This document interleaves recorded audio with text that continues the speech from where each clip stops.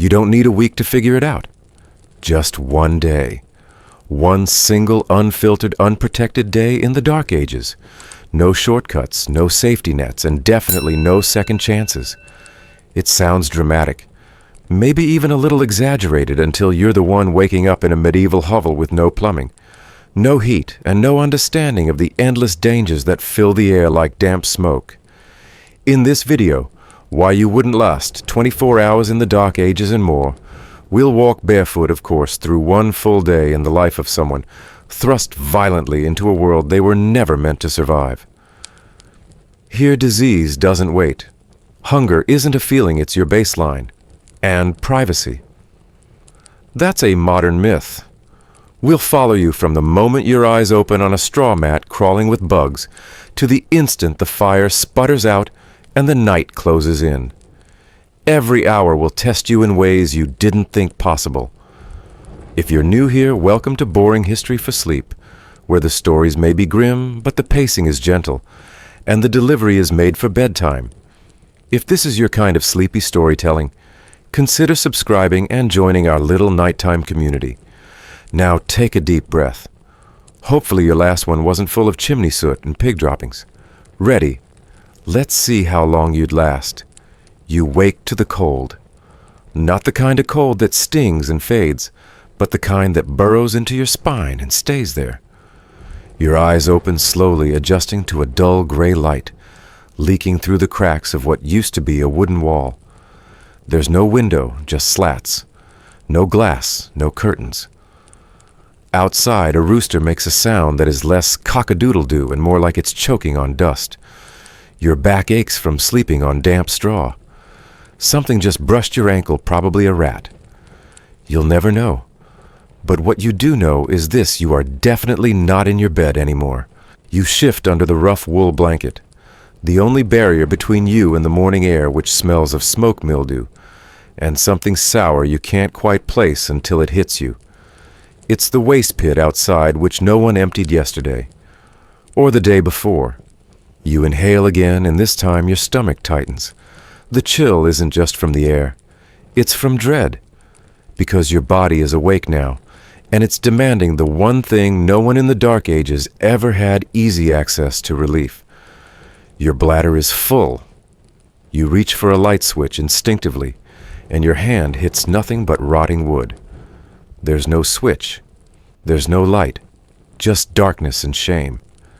So you stand barefoot, and the moment your feet touch the cold, packed earth floor, the pain shoots upward, tiny stones and splinters pricking your soles. You hobble forward. It's barely past dawn. Your home, if we can call it that, is roughly the size of a modern bathroom. You share it with 5 other people and 2 goats. One of them bleats as you fumble past. The door creaks open, not because it's old, but because it's just 2 wooden planks tied with rope. There's no privacy, not even a latch. You step outside. The mud is worse than the floor. It's sticky and cold and grabs at your skin with every step. You search for a private spot, but private here just means not already used. Behind a pile of logs, maybe, you crouch quickly, trying not to touch anything unnecessary, trying to keep your balance. There is no toilet paper. Of course there isn't. You glance around for something, anything soft. A tuft of moss. A rag someone left behind. You settle for a dry-looking leaf and hope it wasn't poisonous. If you're lucky, no one saw you. If you're unlucky, someone did and will tell the village you exposed yourself. If you're really unlucky, you just crouched on an anthill. But at least it's over. For now. Except you're still thirsty. Back inside, your mouth feels like it's filled with hay and ash. You need water. Not want, need. But there's no sink. No faucet. The nearest well is 200 meters down a worn footpath. And that well, it's not what you'd call clean. It's where chickens roost, nearby children play too close, and the village sometimes dumps unwanted things. Your choices are drink and risk diarrhea, or don't drink and risk fainting while working in the field. You choose to drink. The bucket is heavy, and the water inside smells faintly of wet dog and metal. It's cloudy. You pretend not to notice the things floating in it. You close your eyes and take a sip. Your lips taste iron. Something crunchy hits your tongue. You spit and try again, this time faster. Your stomach will pay the price later, but for now it's wet and not empty. Back at home, breakfast awaits. If you thought medieval people started their day with warm porridge or baked apples, think again. What greets you is a crust of rye bread hard as rock gray at the edges and slightly damp. You knock it on the table and it doesn't even crack. Still, your stomach growls. You take a bite. Your teeth hit something. Pebble bone. You don't want to know? The inside is dense and gummy. It sticks to your teeth like paste. There is no butter. There is no jam. There is nothing but what's in your hand. There is also stew. Sort of. A pot that hasn't been emptied in days, filled with cabbage-wilted greens, and the leftover broth of many yesterdays. It's more of a sludge than a soup, and it smells like compost. You dip your bread in it. You chew slowly. Your stomach clenches again, not from hunger this time, but from fear of what you're about to digest. You hear your name being called. Time to work. The fields are not far, but they feel like miles. Every step is a challenge. Mud pulls at your ankles. The tools are heavy. The plow is wooden and awkward, and you're not the one guiding it, you're pulling it. Behind you, 2 children, one barely old enough to speak, scatter manure over the turned soil with bare hands. A woman you don't recognize but might be your cousin, hoes weeds in silence. The sun rises slowly, but it doesn't warm anything. The sky remains gray, heavy with the promise of rain that could come today or tomorrow or next week. But no one has a roof solid enough to care. Hours pass. Your hands blister. Your shoulders throb. Your stomach cramps again. You pray it's just the water, not something worse. There is no break. There is no shade. There is no lunch. Your body screams for rest, but the village lord demands productivity. His men ride by watching. If you slack, you'll be noticed, and being noticed is dangerous. So you dig. You lift. You sweat even though the air is still cold. The mud cakes around your legs making you feel like part of the earth itself, heavy-rooted and completely replaceable. By mid-afternoon, a sharp stone cuts into your palm. The wound is small, barely worth a mention. But by evening it will be red. By night it will be swollen. Tomorrow it might be deadly. But you don't know that yet. You just suck on the cut and keep digging. And now the sky begins to dim. Not dramatically, just slightly, like a tired eye, blinking slower. You trudge back to your hovel. Your body doesn't want food, but it needs it. The stew is still there. You add more water, stretch it thinner. Someone throws in a wild onion, maybe a beet leaf. You chew without thinking, ignoring the crunch that might be a bug.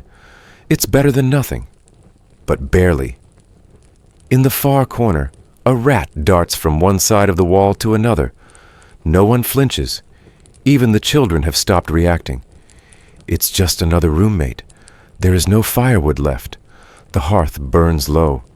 You wrap yourself in that same itchy blanket curl into a ball on the straw and try not to breathe through your nose. Outside you hear wind, or is it footsteps? A dog barks, somewhere a woman cries. You close your eyes tighter. 1 hour down. 23 more to go. You wake before dawn this time, but not because you're refreshed. Your eyes open slowly, heavy with sleep that never felt deep. The sky outside is still dark, though a thin streak of early light begins to stretch along the horizon. Your joints crack as you shift in the straw, which has grown colder and damper overnight. Something moves under your hip, something small and skittering. You freeze, then sigh. At this point, it's hard to muster real panic. You've accepted that the straw you sleep on also houses fleas, mice, and the occasional beetle family. But your body isn't concerned with pests right now. It's sending you another signal urgency. You need to go. Not in an hour. Not when it's light. Now. You push the blanket aside, stiff and itchy against your skin, and step onto the hard-packed earth floor. It's slick with morning moisture and scattered with yesterday's ash. Your feet protest sore from yesterday's labor and bruised from constant contact with stone and splinter. You don't own shoes. You might be able to borrow someone's if they're feeling generous, which they usually aren't. There's no bathroom here, no wooden seat, no outhouse with a swinging door. Just outside. You slip past your sleeping family, careful not to step on your younger brother, whose face is buried in a pile of fabric rags. He stirs but doesn't wake. You reach the doorway, a crooked wooden frame draped with a half-woven mat. It's not designed for privacy. It's just there to keep out large animals. Outside, the air hits you like a slap. Cold and raw, it clings to your skin and fills your nose with smells you've learned to stop registering wet earth. Animal dung and something sour. A nearby pig grunts, barely visible in the low light. You tiptoe over the mud, heading for a patch of overgrown brush near the fence line. You've used it before. So has everyone else. The mud squelches between your toes. It's thick and smells like decay. You step around a puddle, then into one by mistake. You nearly lose balance and stumble, barely catching yourself on a spindly fence post. The sudden movement startles a nearby goat, which bleats disapprovingly. You reach the bush. It offers some concealment, if not from sight, then from shame. You crouch, trying not to let your feet sink too far into the mud, and brace yourself. Every movement must be calculated to avoid slipping, or worse. There is no toilet paper. You scan the ground as always, hoping for a flat stone, a clean patch of moss, or a long leaf that doesn't look too suspicious.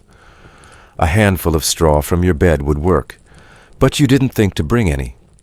You sigh and settle for a slightly curled leaf that's damp with dew. You hope it's not stinging nettle. If you're a woman, this is 10 times harder. The clothing you wear is stiff-layered and not made with convenience in mind.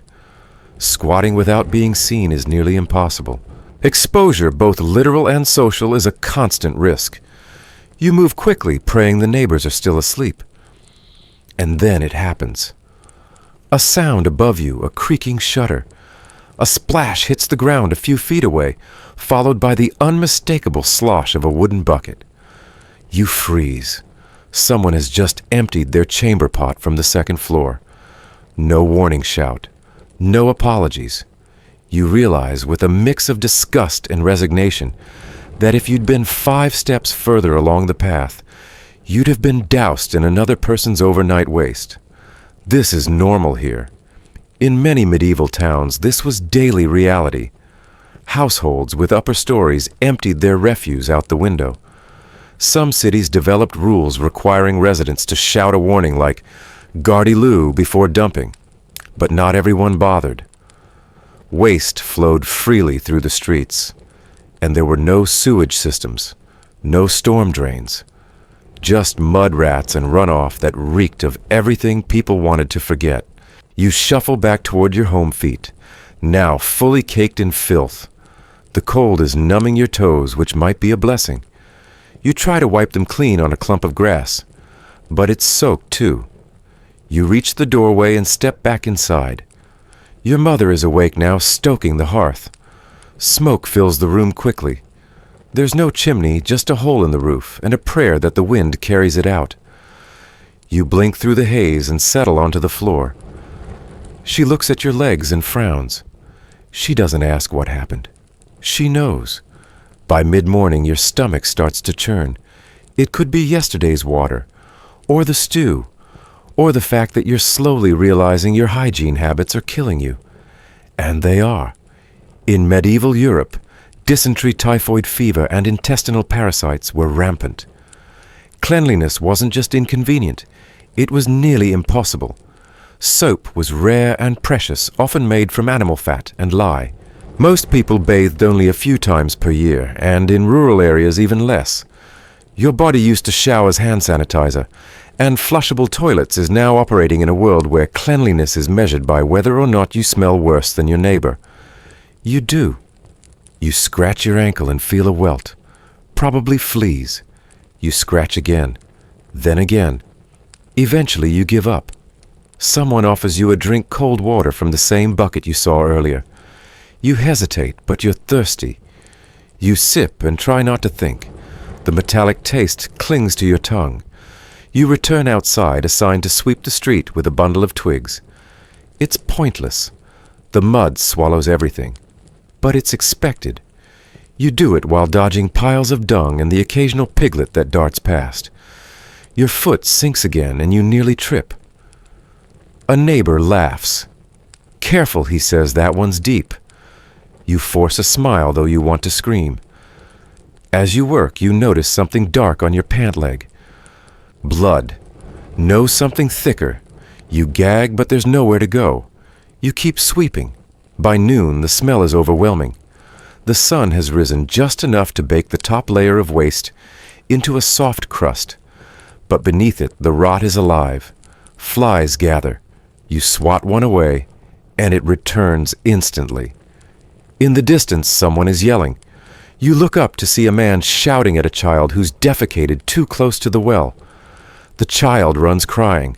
The man curses and kicks dirt over the mess. Everyone goes quiet, pretending not to notice. You try not to stare at the well. Your stomach clenches again. Not from illness this time, but from something else realization. That this is it. This is the best it's going to get. And you've only just begun. Back inside, you rest briefly before the afternoon's labor. Your feet ache. Your legs are streaked with mud. Your hands smell like smoke and worse. You lie down for a moment, not to sleep, but to pause, just for a breath. And that's when it hits you. You've only made it through the first bathroom trip. That was just one chore, one errand. The day hasn't even truly begun.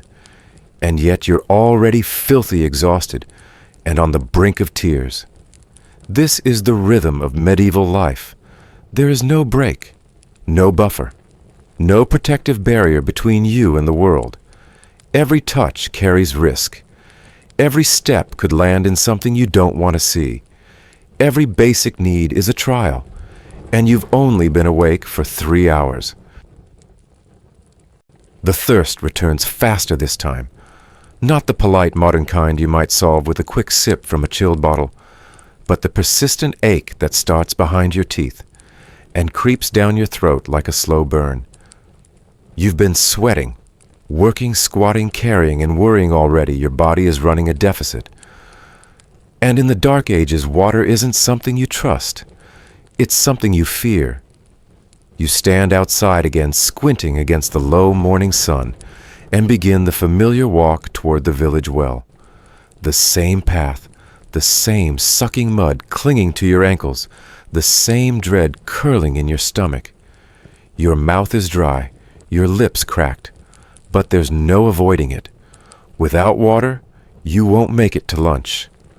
The well is a squat structure of rough-hewn stone. Its edges are worn smooth by 100 hands every day. There's a wooden cover, but it doesn't stay closed. Children lean on it. Pigs rub against it. Chickens perch on its edge. You see feathers floating in the basin, and you know better than to look too closely. A few days ago, someone pulled up a bucket with a frog inside. Another time, it was worse, something furry. No one spoke about it. They just poured out the bucket and tried again. Still, this is what you have. You lower the bucket slowly, trying not to let the rope fray or snap.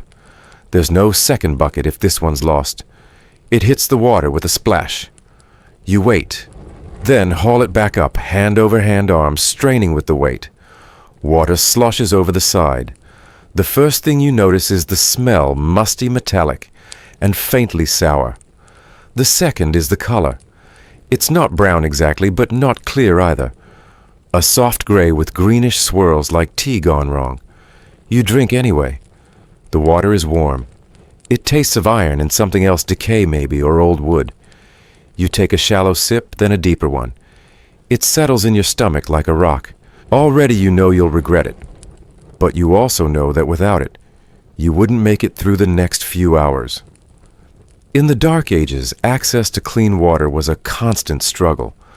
Most people relied on wells, rivers, and communal spring sources easily contaminated by animal waste, human sewage, and runoff from nearby latrines. In many towns, the same water used for drinking was also used for washing clothes, slaughtering animals, and disposing of waste. Wells, though technically safer than open water, were rarely maintained to any hygienic standard.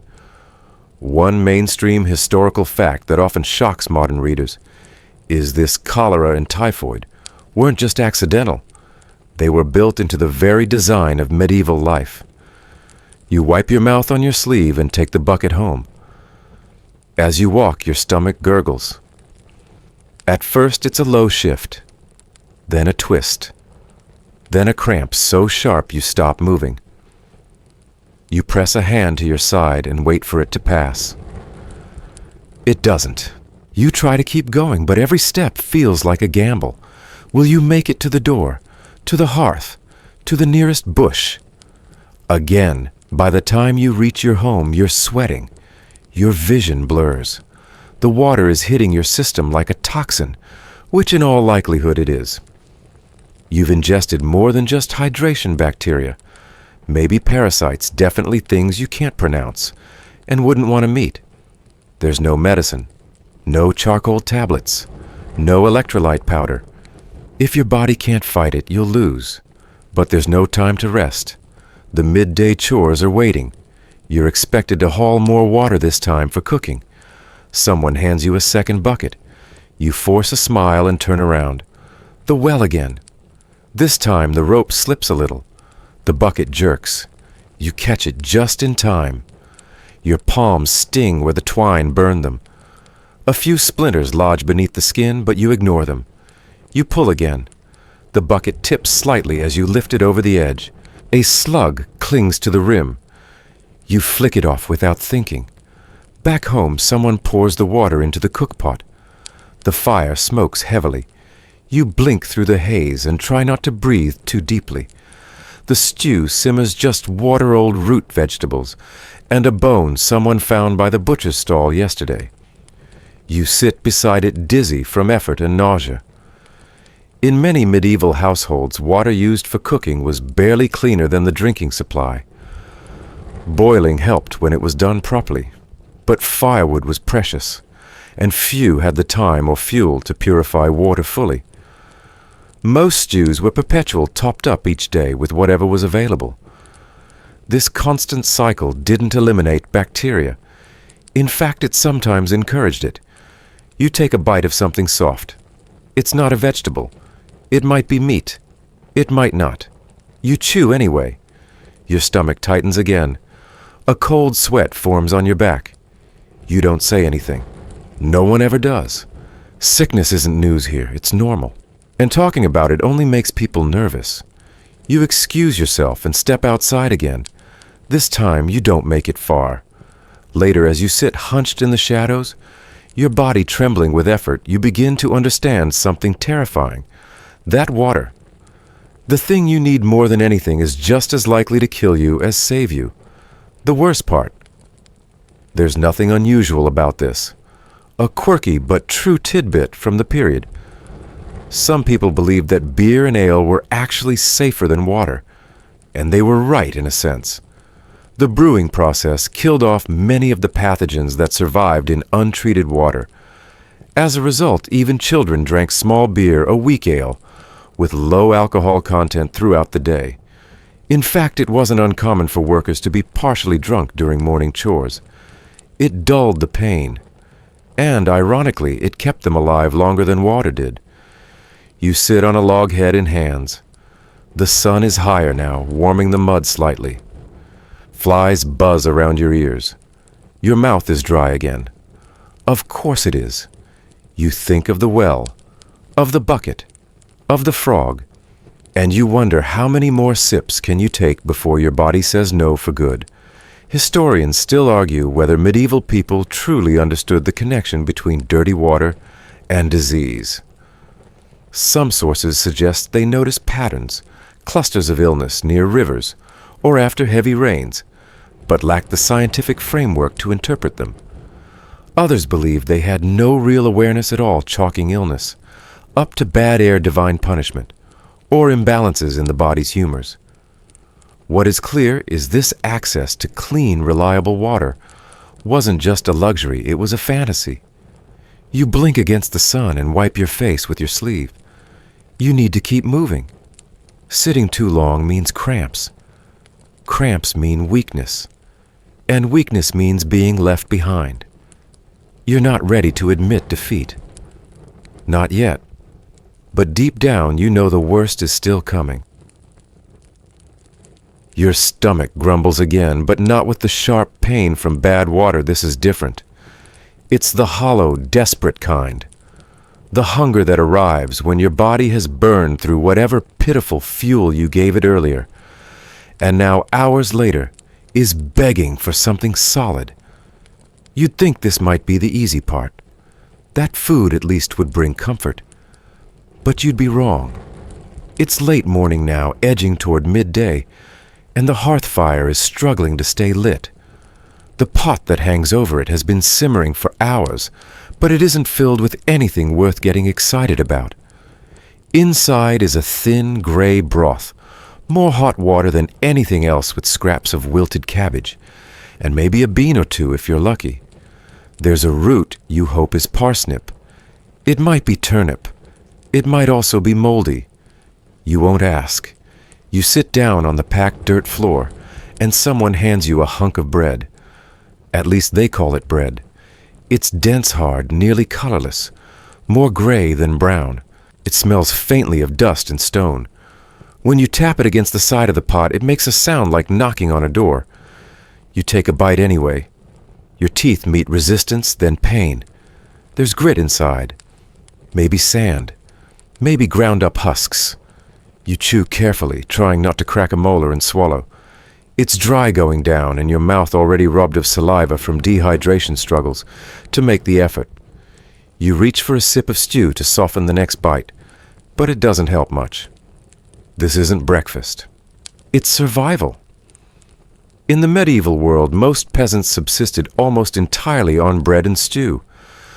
Not the warm, fluffy kind of bread we think of today, but something called maslin, a coarse mix of rye and barley, often ground with primitive stone mills that let bits of rock and dirt into the dough.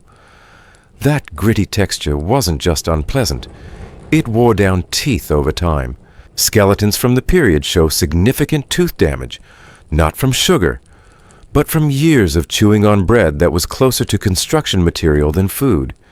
You keep eating, not because it tastes good, but because you know there won't be anything else later.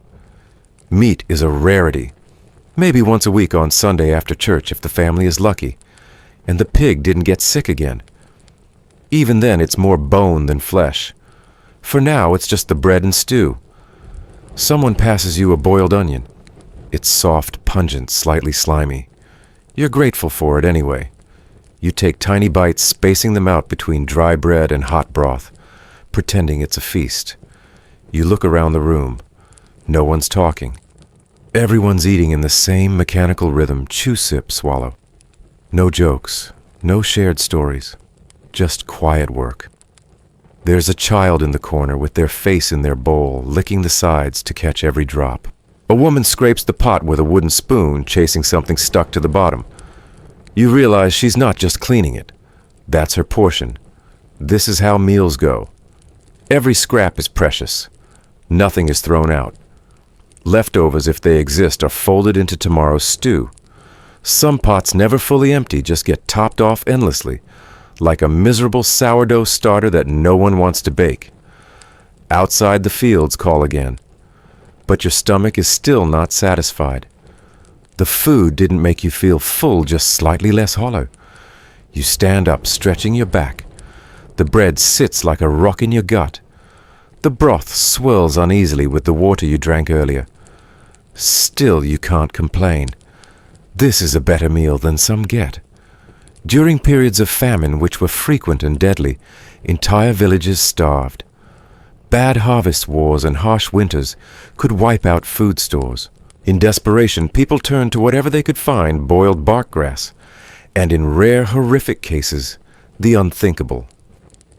While accounts of outright cannibalism remain debated among historians, what is certain is that during the Great Famine of 1315-1317, some people dug up graves in search of bones to boil. These weren't just isolated rumors, they appear in multiple medieval chronicles, recorded by monks who saw starvation push communities beyond the edge of morality. You're not there yet, but you're beginning to understand the edge they speak of. After eating, you return to the hearth to help clean up. There's no soap, just old cloth ash and hot water, if someone remembered to boil some. You scrape the pot with a flat piece of bone, not to make it sparkle, just to keep it from spoiling faster. Bacteria isn't a concept people talk about, but its effects are everywhere. You go outside to dump the scraps. There aren't many. A bit of vegetable peel, a chewed-over chunk of crust that even you couldn't manage. You toss it behind the hovel near the compost pile that isn't really a pile at all. Just a part of the yard where waste gets tossed and hopefully ignored. Flies swarm as you approach. A dog growls, then backs off. You throw the food and it's gone before it hits the ground. You return to the house and sit on a low stool. Your belly is still gnawing, but you know there won't be more. Later, maybe another cup of stew if there's anything left. That's your best hope. In the corner, someone sharpens a knife. Not for meat, but for splitting wood. Another boils linens to soften them for spinning. There's no break in this world. No post-meal nap. No digestion window. You eat, then work. You don't stop unless your body does. The concept of meals as we know them today, breakfast, lunch, dinner, didn't fully exist for peasants. People ate when they could. Usually 2 meals a day, one mid-morning after the first few hours of work, and another in the evening before bed. Both were simple. Both were nearly identical. Bread pottage, maybe some porridge made with millet or oats, and very rarely eggs or cheese luxuries reserved for the better off or for special days. You glance toward a small cloth bag near the hearth. Inside might be a handful of dried beans, or maybe salt. Both are precious. Salt especially. It preserves meat. It adds flavor. And in this world it's worth more than gold. Spices. Forget it. Those are for nobles. For you, flavor is a memory. There's a moment of quiet. A lull. You stretch again, this time more carefully. Your belly groans, still disappointed. You drink the last sip of broth and wish it were thicker.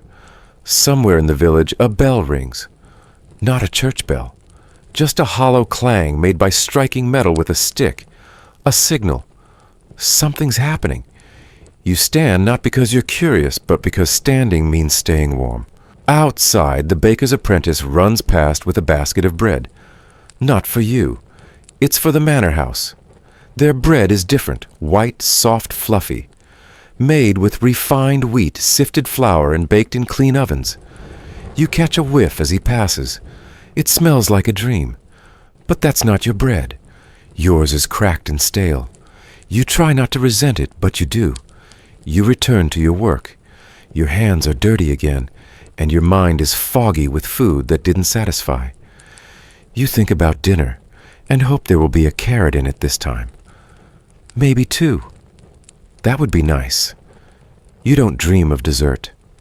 That concept doesn't exist here. No sweetbreads, no honey cakes. Sugar is something you've heard of but never tasted. It's a word, not a flavor. Historians still debate how widespread malnutrition truly was in medieval villages.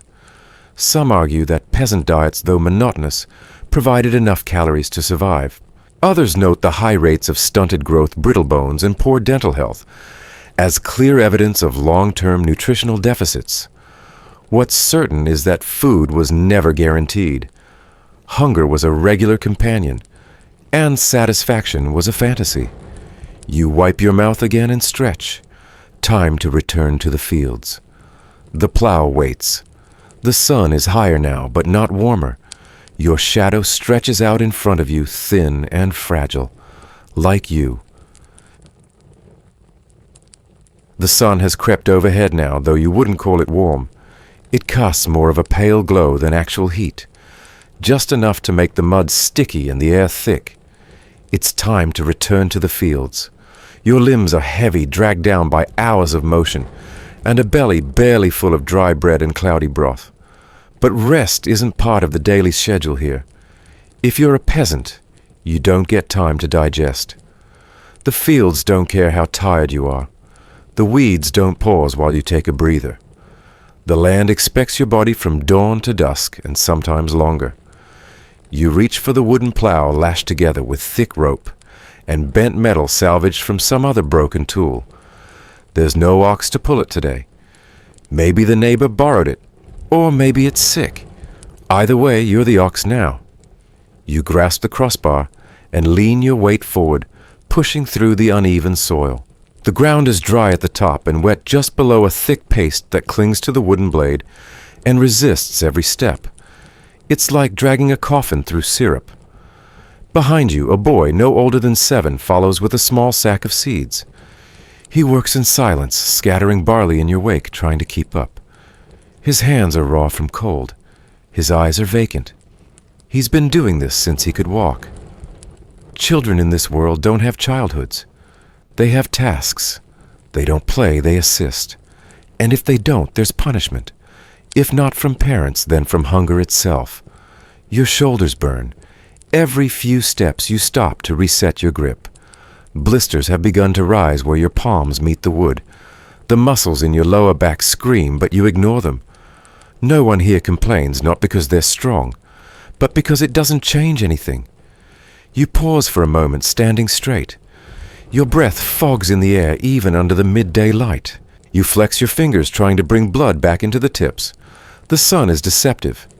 It shines, but it doesn't warm.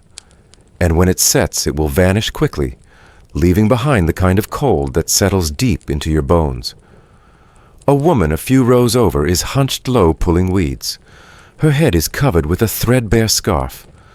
Her fingernails are black with dirt, and she's muttering under her breath, a prayer perhaps, or a curse.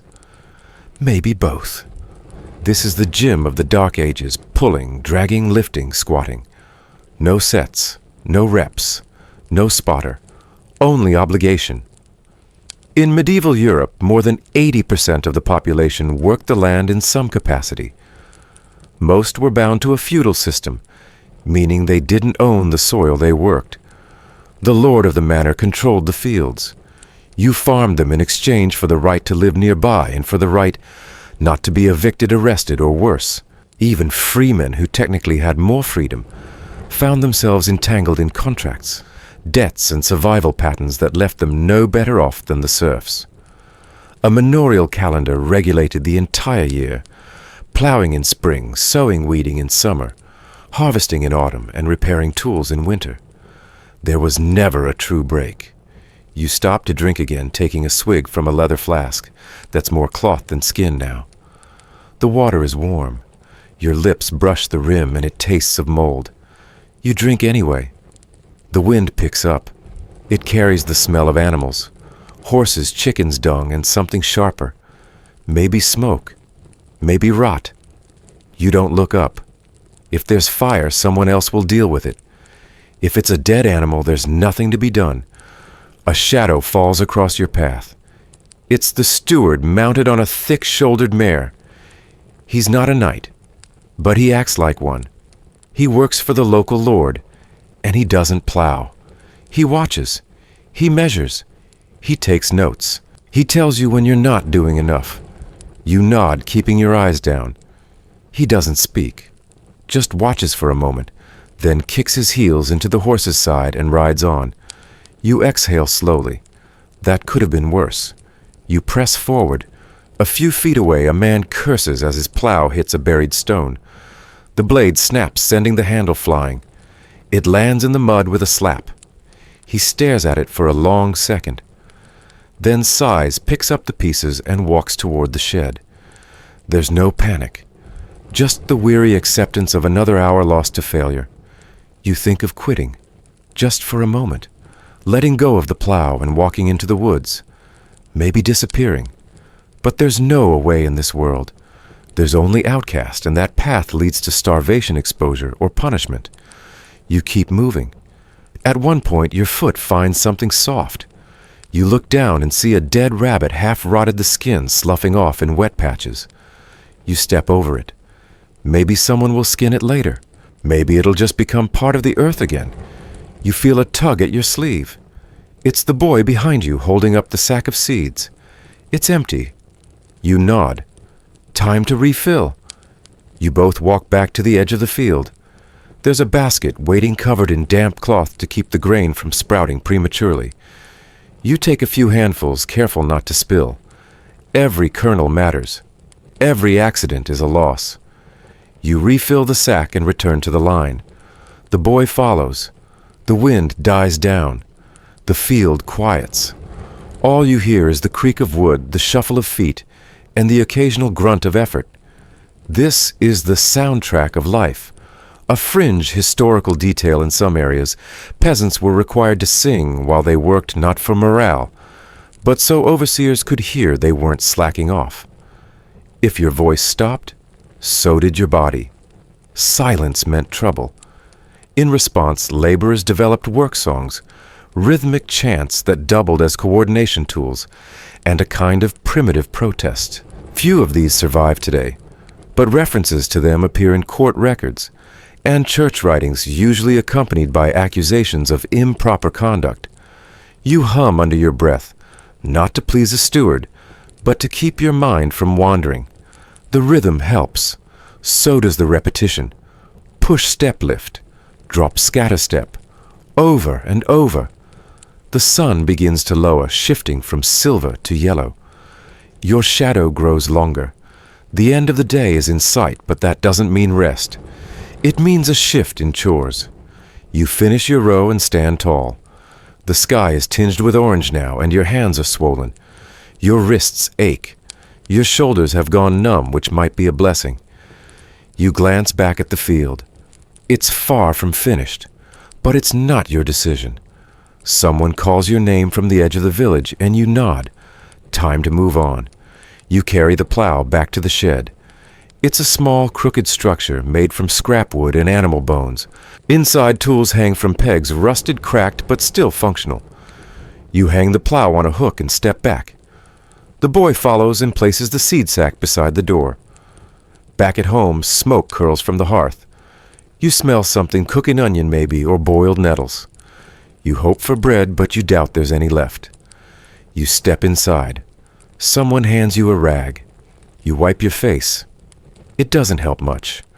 The dirt is too deep now, embedded in your skin like a second layer. You sit on the ground, cross-legged, trying not to fall over.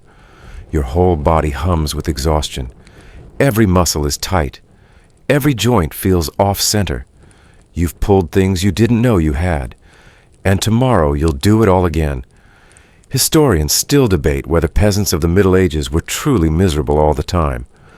Some point to folk songs, feast days, and the occasional village celebration as signs of joy. Others highlight the brutal labor cycles, malnutrition, and high mortality rates as evidence of unrelenting hardship. The truth is probably somewhere in between. Life had its moments, but they were framed by pain hunger and constant work. You lean back against the wall, eyes fluttering. Outside, the last rays of light slip away. And just like that, it's time to eat. Dinner in the Dark Ages isn't what you'd call dinner. It isn't timed, nor planned, nor served around a cheerful wooden table, with everyone chatting about their day. It's more like a collective pause brief, and barely nourishing. You sit by the hearth again, legs still aching from the field work, as someone ladles a thin scoop of broth into your bowl. It's warm but watery, and it smells slightly better than it did at lunch, though that might just be wishful thinking. Floating in the liquid is something stringy and green nettles, perhaps, or old cabbage leaves softened by boiling. It's difficult to tell. A few slivers of root vegetables settle near the bottom, indistinguishable from each other in color and taste. No meat, no salt, no texture, just sustenance in the most functional form. You dip your crust of bread, the same stale tooth-cracking kind from earlier, into the bowl, hoping it softens enough to chew without further damaging your molars. It breaks apart, sinking into the bottom sludge. You fish it out with your fingers and eat quickly. You're too tired to savor, even if there were something to savor. Around the hearth, others eat the same. A child slurps loudly, then coughs. An old man chews slowly, eyes staring at the wall. The only light comes from the fire, and it flickers unevenly, casting long, jerky shadows across the floor. You shiver, not from cold, but from the creeping fatigue that seems to be spreading up your spine and settling behind your eyes. Your arm brushes against something sharp. You wince and look down. A splinter. No, just a scratch from earlier. You hadn't even noticed it. It's red now, a thin line just below your elbow. Warm to the touch. You pull up your sleeve. The skin is swollen tender. The scratch is deeper than you remember. It's already begun to swell. You thought it was nothing, just a brush against a rough fence post. But now it pulses like it has a heartbeat of its own. Someone sees you staring and walks over. An older woman, your aunt perhaps, or the neighbor. It doesn't matter. She clucks her tongue and takes your arm without asking. Best have it looked at, she mutters. You're not sure what that means. There's no doctor here, not like you're used to. No white coats, no gauze or antiseptic. What having it looked at really means is going to see the person in the village who owns the sharpest knife. You follow her out, bowl half finished. The path winds between huts, some barely upright. Dogs bark in the distance. A baby cries somewhere, high-pitched and relentless. You stop outside a stone shed.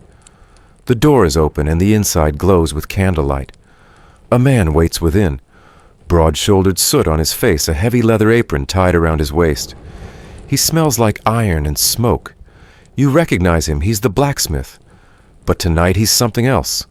The village healer, the bone setter, the barber, the surgeon. You sit on a low stool. The woman explains, gesturing to your arm. The man doesn't say much, just nods, then bends close to examine the wound. His hands are rough, calloused from years of shaping metal. His touch is not gentle. He pulls a flask from a shelf. It's not medicine, just strong ale meant to dull whatever comes next. You take a sip. It burns going down.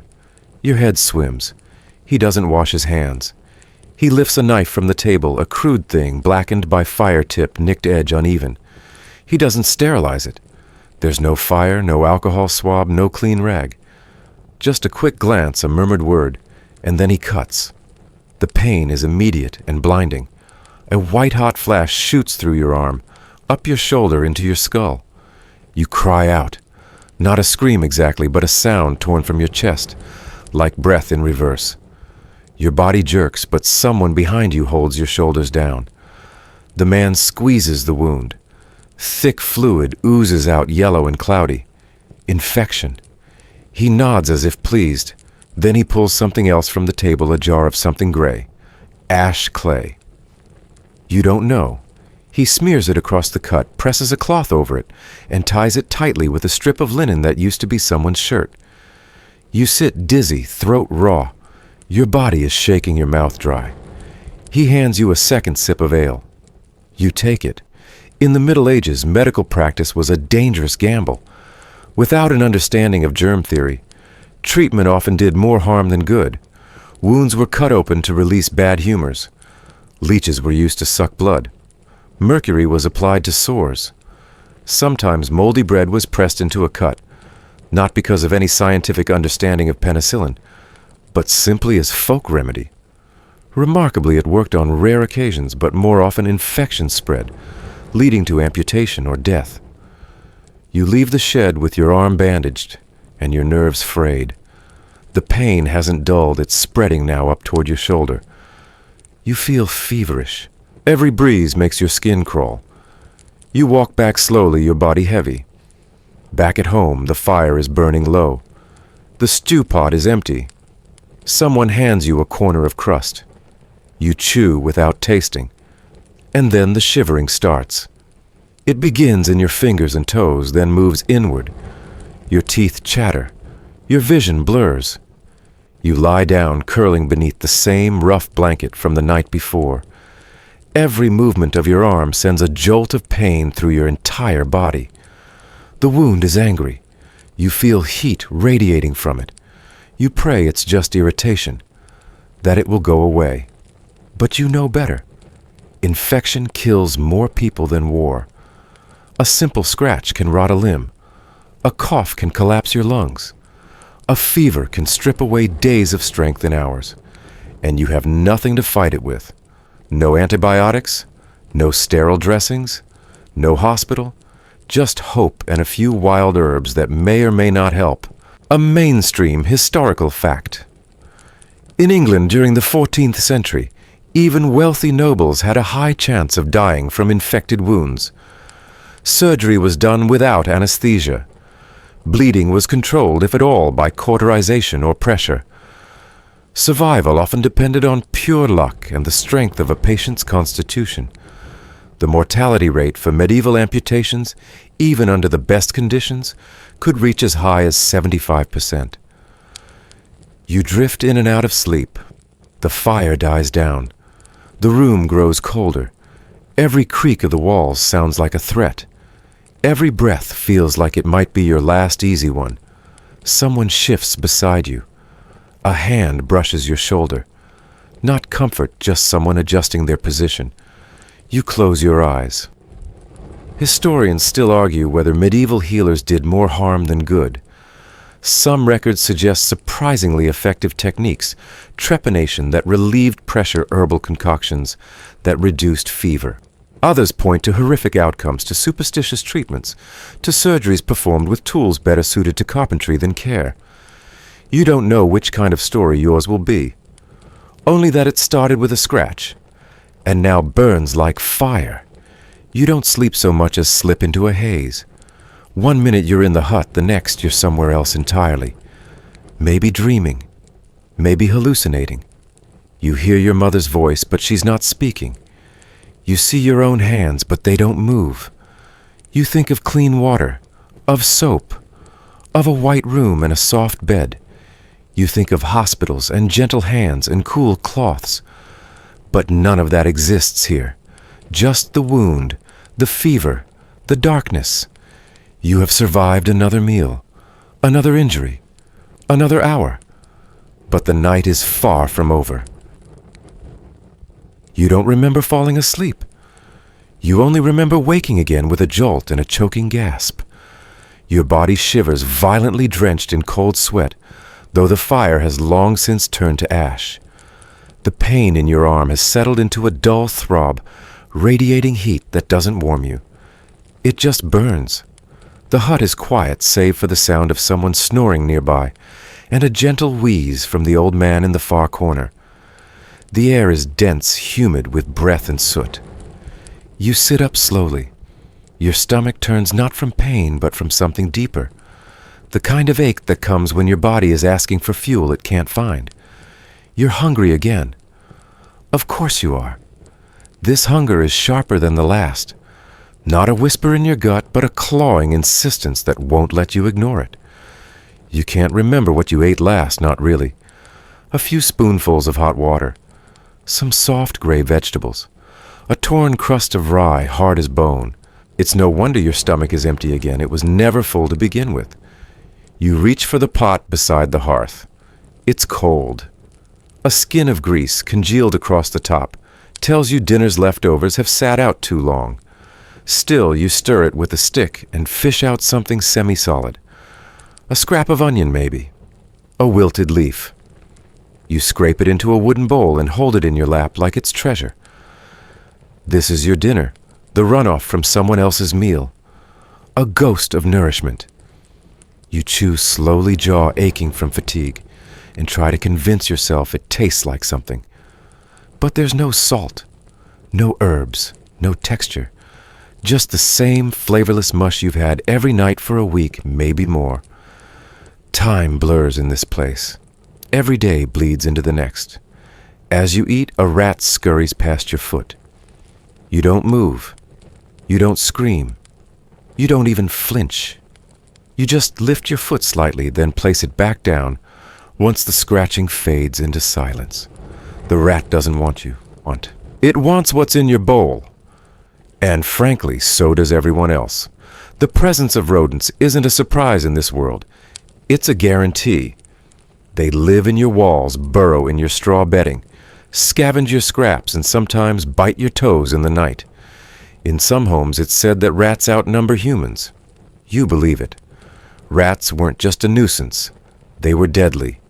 Fleas from rats carried the bacterium Yersinia pestis, which caused the infamous Black Death. Though the outbreak wouldn't reach its peak until the mid-14th century, conditions in your village now are already perfect for disease filth, close quarters, and a complete absence of sanitation. You glance at your bandaged arm. It's swollen. Red streaks creep upward toward your shoulder. You don't need a degree to know that's bad, but hunger still wins. You scrape the bowl clean, licking your fingers. Then you set it aside and lie down again, curling against the chill. Others around you are already asleep or pretending to be. Sleep is escape, a cheap version of peace. There's a soft thud outside. Your eyes snap open, then silence. A moment later, a muffled rustle. You sit up slowly, straining your ears. Is it an animal? A traveler? A thief? You don't know. And in the Dark Ages, you don't want to know. The only rule at night is stay inside and stay quiet. But your curiosity betrays you. You crawl toward the door, lift the edge of the mat, and peek through a gap in the wood. Outside the village is cloaked in darkness.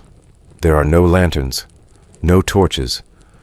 Just the faint shimmer of moonlight on thatched roofs and the soft rustle of wind through bare trees. Then movement. A figure darts between shadows, fast, low, quiet. Your breath catches. In times like this, night doesn't bring rest. It brings fear. Bandits are real. So are starving wanderers who've lost their homes, or soldiers passing through drunk and angry, or even your own neighbors looking to steal a potato or a knife, anything of value. In medieval villages, crime often increased at night. With no real policing protection, depended on communal watchfulness dogs or crude alarm systems like bells or horns. But most people didn't report theft, they simply endured it. If you were caught, punishments were brutal public whippings, stocks, or mutilation. You drop the mat back into place and crawl back to your bedding. Your heart is pounding now and your hunger is forgotten. But you're not the only one awake. The child beside you stirs, murmuring in her sleep. Her ribs are visible through her tunic. You wonder when she last ate something solid. The air grows colder. Your skin prickles. You pull the blanket over your head, trying to block out the world. You think of warmth, of a fire with actual heat, of food that tastes like something, of safety that doesn't feel borrowed. But those things don't exist here. Instead, you close your eyes and listen to the rats scratching to the wind, howling to the distant cry of something human or not. You wonder if you'll sleep tonight. A mainstream historical fact worth remembering in some medieval towns. People were forbidden from venturing out at night without carrying a lantern or giving reason to the local watch. Nighttime curfews weren't just suggestions, they were enforced. Being caught after dark could mean arrest, fines, or worse, especially if you were a stranger or a member of a marginalized group. Darkness was not your friend. It was a wall between life and death, and everyone learned to stay on the side of the fire. You shift again, trying to find a patch of straw that hasn't flattened into rock. Your back screams. Your legs twitch. Your stomach growls. You swallow dryly. Outside, the wind rises. The figure is gone now. Or maybe they're just hiding. Either way, you know you won't be sleeping. You curl tighter and focus on your breath. In, out, in, out. You imagine food, real food, a loaf of soft white bread, cheese, apples, a thick stew with meat and spice. You imagine safety. You imagine surviving. Historians still debate how often medieval peasants faced starvation. Some argue that local communities supported one another through food sharing and mutual aid. Others emphasize the cyclical nature of famine and the devastating impact of crop failures. What's certain is that meals like yours, thin, cold, and rat-adjacent, were not the exception. They were the rule. And so you lie there, full of nothing but water and fear, listening to the night, knowing morning won't bring relief, only more of the same. You've survived the day, but the night is long. Morning arrives not as a fresh beginning, but as a slow erosion of darkness. There is no sunrise to greet you gently, only a pale, washed-out glow that seeps through the cracks of the hut, signaling that you must stand whether your body agrees or not. Your eyes burn. Your head throbs. Your arm is swollen hot under the bandage, and your stomach is already growling. But today hasn't started, because in this world it never really ended. You push off the blanket, which has gone damp from your breath and the chill of the floor. The straw beneath you is flattened into a cold mat, no longer offering even the illusion of comfort. You stretch and feel the pain ripple through your shoulders, your spine, your calves. Every inch of your body feels used up as if the day's labor already happened, and someone hit rewind just to watch it again. There's no fresh bread, no porridge bubbling on the stove. The fire has gone out, leaving behind only gray ash. You don't speak. No one does. Conversations in the early hours aren't custom, they're a luxury. Every voice is saving itself. Words like food are rationed. You step outside. The sky is low and heavy, threatening rain. The ground is colder than yesterday, slicker. You move carefully, muscles aching, and make your way toward the water bucket near the door. Someone already fetched it, half full, covered with a slab of wood to keep the rats out. You drink with both hands, lifting the water to your mouth and sipping carefully. It's colder today, but the metallic taste remains. So does the faint tang of something that might be animal. Back inside, the day's rhythm resumes. Someone stokes the fire. Someone else begins peeling root vegetables, what few are left. You're handed a small wedge of bread. You don't remember this batch being baked. That probably means it's from earlier in the week. Maybe last week. You sniff it. Sour. You eat it anyway. The fire begins to take again, and for a brief moment the room warms. You hold your hands over it, hoping the heat will reach your bones. Your fingers are cracked, the skin between them red and raw. Your nails are black with grime that never fully comes off, no matter how many times you rinse them in cold water or wipe them on your tunic. Then the shouting begins. A woman in the next hut over screaming. Not the panic of attack, but the deep, guttural grief of someone who has just lost something irreplaceable. You step outside. A group is gathered. They don't approach her. They just stand waiting. Quiet. Respectful, maybe. Or maybe just numb. In villages like these, grief is communal but muted. It has to be. The child she lost, no older than 5, lies still on a pile of rags. His eyes are closed. His skin is pale. There's no wound, no visible injury. Just a cough that didn't go away. A fever that burned too long. A sickness no one could stop. You don't know his name. You're not even sure whose child he was. But it doesn't matter. Death is everyone's shadow here. It doesn't knock. It drifts through the walls. A day without it is a blessing. A day like this is simply expected. 1 in every 3 children in medieval Europe died before the age of 5. That's not folklore, it's a well-documented statistical reality, supported by parish records and burial data. Poor nutrition, contaminated water, chronic infection, and the utter absence of modern medicine created a brutal lottery of survival. And when disease came, it came for the youngest first. You turn away. There's nothing to be done. Back in the hut, the air is thick with quiet. No one speaks of the death. No one offers comfort. Not because they're cold, but because there is no language left for this. It happens too often to shock. All they can do now is keep going.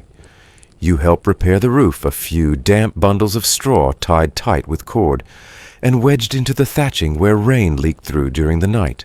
Your hands are clumsy, your injured arms screaming with every twist. But the cold wind motivates you. You work slowly, methodically. You are not building shelter. You are patching a sieve. You pause, breathing hard. You look at the fields.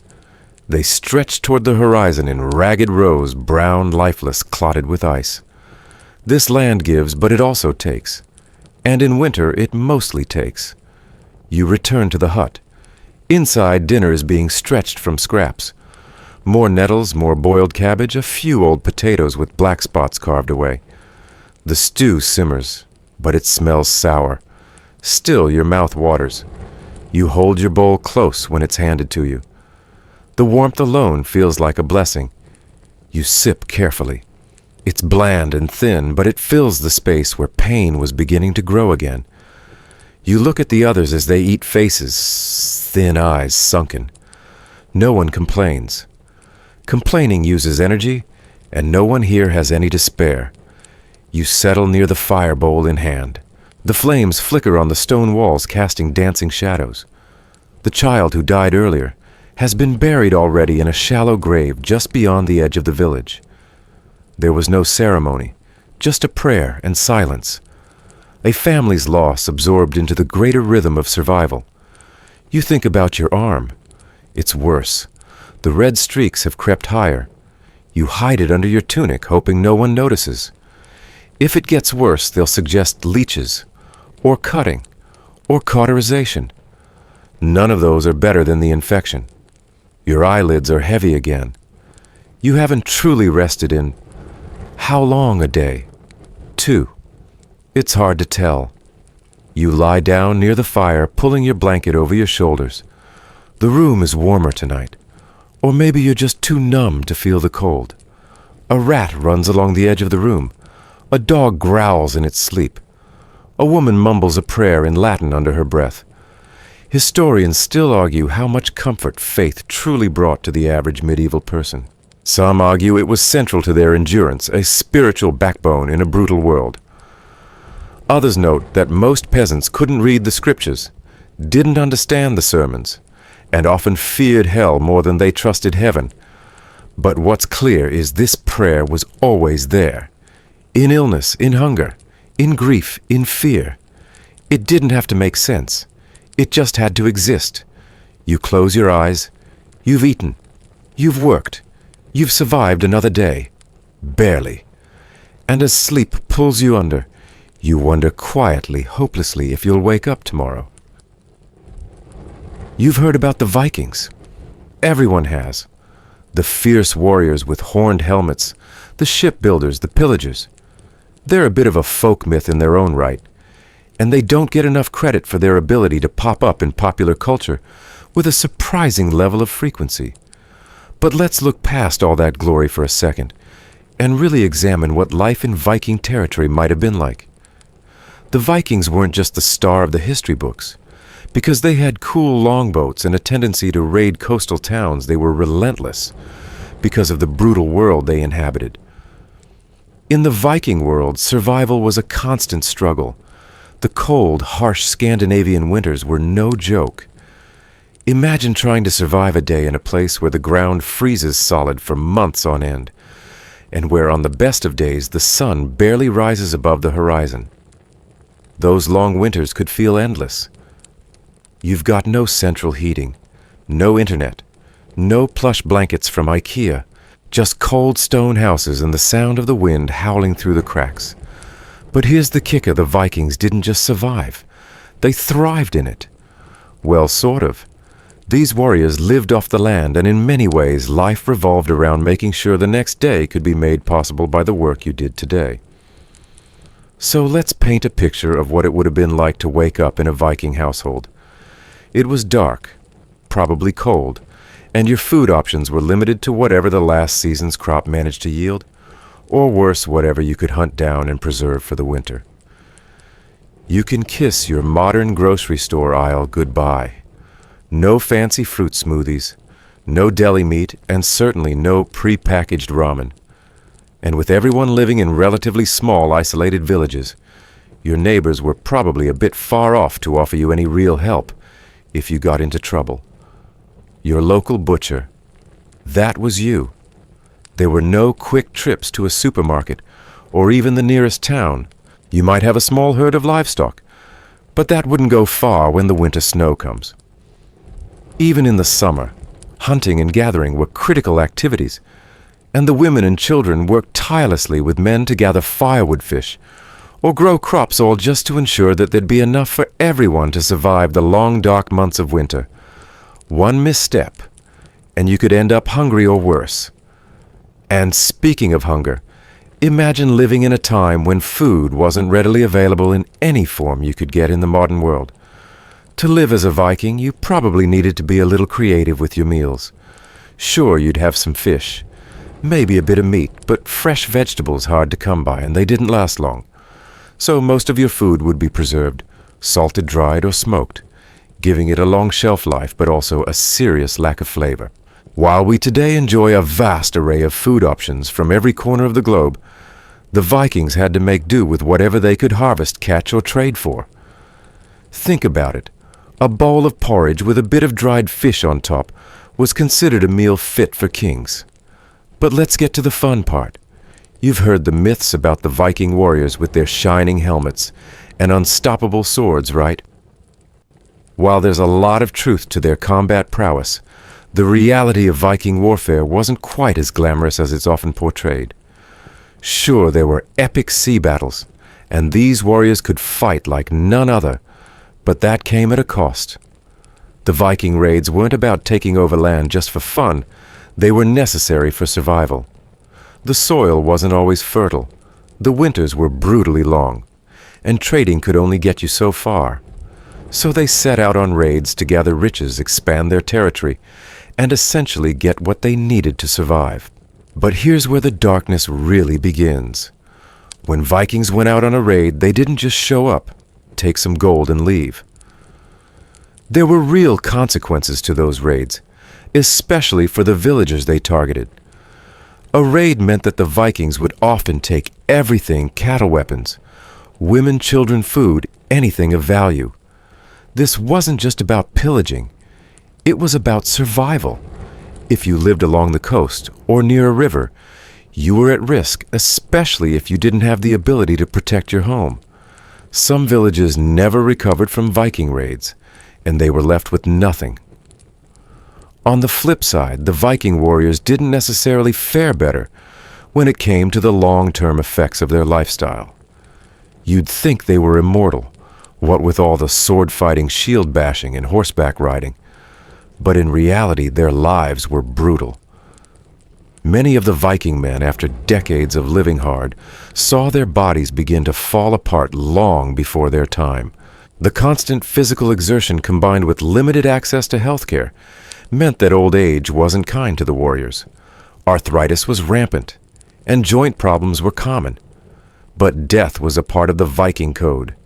They embraced it, and many even hoped to die in battle to secure their place in Valhalla, the Viking heaven.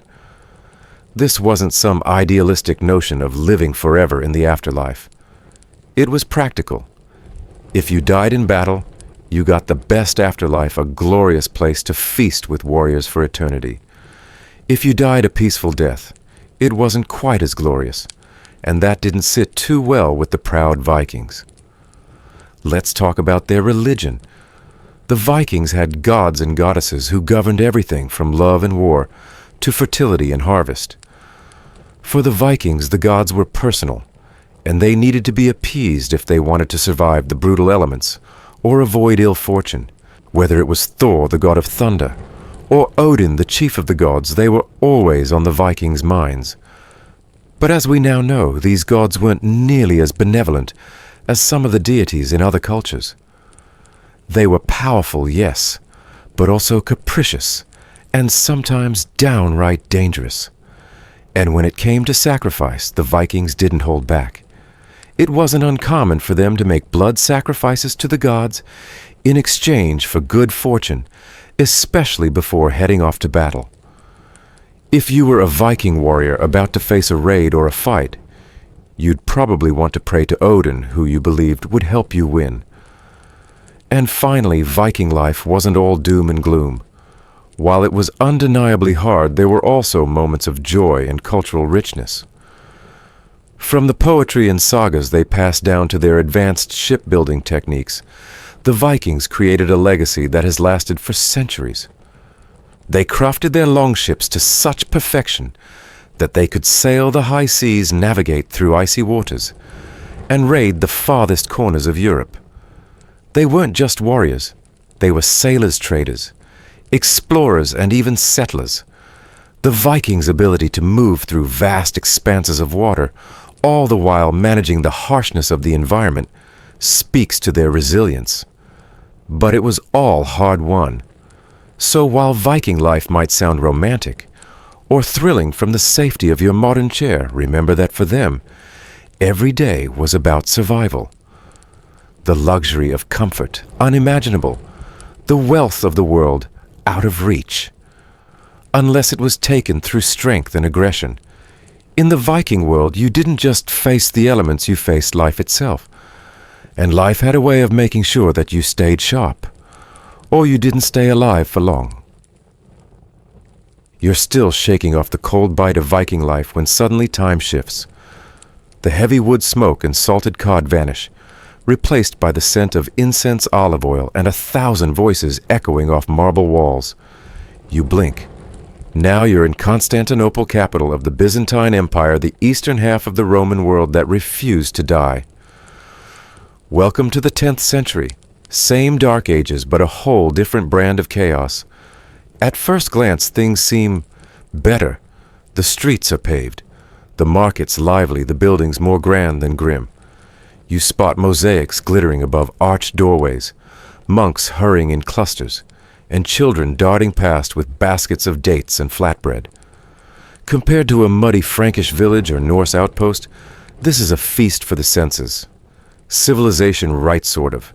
You're wearing a long wool tunic belted at the waist with stiff sandals that slap the stone with every step. You're part of the urban poor, one of the thousands who live in the packed residential quarters of Constantinople. Your home is a single-room flat carved into a hillside or stacked over a neighbor's roof, with a roof that leaks and no toilet to speak of. Privacy is a fiction, and your neighbors are your roommates, whether you like it or not. You shuffle through the alleys toward the city forum, hoping for a day's wage. Along the way, you pass shrines, graffiti, and public fountains. Yes, real fountains with real running water. This is one of the perks of the Byzantine world. They inherited Roman engineering and kept it alive long after the West collapsed. The city still boasts aqueducts, sewers, and public baths. And yes, if you're lucky, you might squeeze into a bathhouse tonight and scrub off the layers of sweat and street grime. If you're lucky. But don't let the marble columns fool you. Life here is still brutal. The wealth of the empire is tightly held by a thin elite. As a poor laborer, you earn just enough to not starve, but never enough to climb. Inflation is a constant threat, and tax collectors do not care if your wife is sick or your child is hungry. The bureaucracy here is immense and impersonal. Miss a payment, and your possessions or your freedom might be seized. You make it to the square hoping for a job hauling grain, scrubbing steps, or maybe cleaning chamber pots in a merchant's villa. Today, a baker hires you to stoke ovens. The heat is overwhelming and your hands blister fast. But the scent of bread keeps you moving, even as the foreman yells for more wood, more speed. You earn a half loaf and a few bronze coins. Just enough for soup and a mat to sleep on, maybe. Mainstream historical fact. The Byzantine Empire, centered in Constantinople, did indeed maintain advanced urban infrastructure. Public baths, aqueducts, and even street lighting oil lamps, lit by workers called lychnopoloi. These systems, inherited from Roman times, allowed urban life to flourish longer in the east than in the crumbled west. The Emperor Justinian III, back in the 6th century, ordered extensive public works projects, many of which remained in use centuries later. But that grandeur had sharp edges. Religious tension simmers in every corner.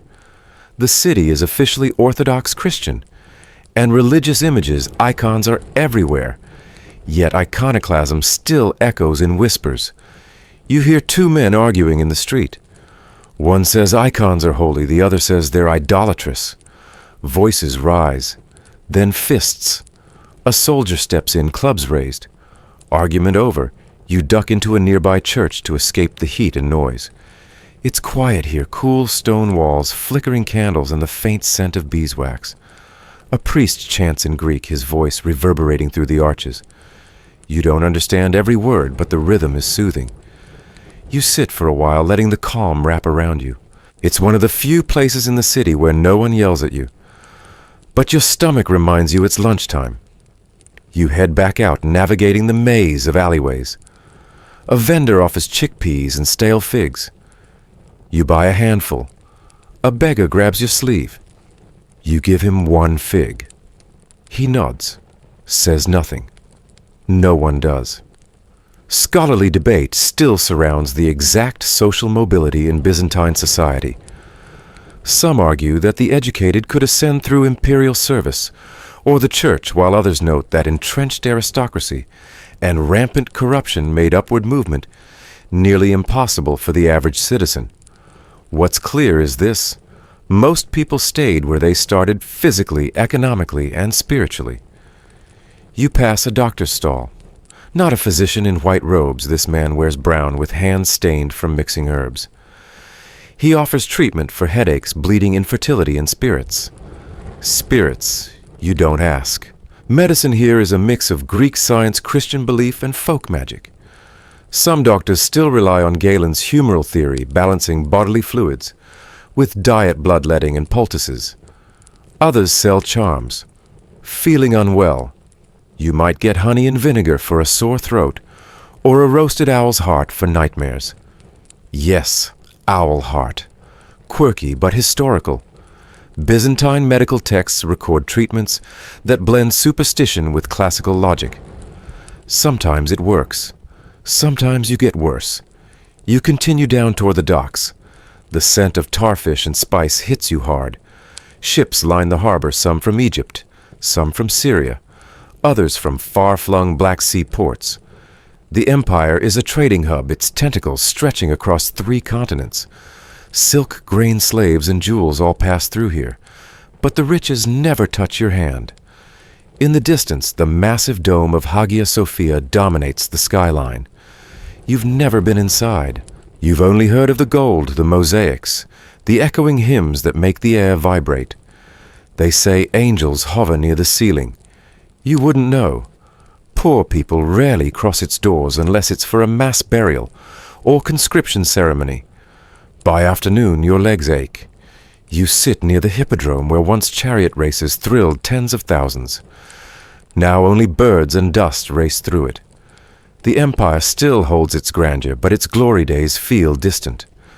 Still, if you're caught mocking the emperor, or even accidentally insulting a court official, you might vanish into the dungeons below the palace. The walls have ears. You watch the palace guards march past in golden cloaks. Their helmets shine and their faces are stone. These men don't sweat. They enforce the emperor's peace, and their loyalty is to the throne, not the people. As the sun lowers, you climb toward your neighborhood. Stone steps winding up a hill where the poorest housing clings to the edge of the city. Fires burn in clay pots. Children chase each other barefoot. A woman sings an old lullaby in Armenian. Inside your room, your body curls into a corner. You share the space with a man who coughs in his sleep and a widow who talks to her dead husband. You don't ask questions. The sounds of the city never fully fade. Drunken laughter echoes through the stone. A dog barks. Bells toll the evening prayer. You fall asleep not in silence, but in a strange, constant murmur of faith, of fear, of fatigue. Tomorrow you'll rise again, just like the sun over Hagia Sophia. But don't be fooled. Even in its greatness, the Byzantine Empire makes sure you never forget this is still the Dark Ages. Your body aches from hauling grain through Byzantine alleys. You close your eyes, and when they reopen, the sun has shifted. You're no longer surrounded by crumbling marble and chanting monks. Now you're beneath red lacquered beams and sweeping tiled roofs, in a place where incense coils drift lazily in the warm summer air.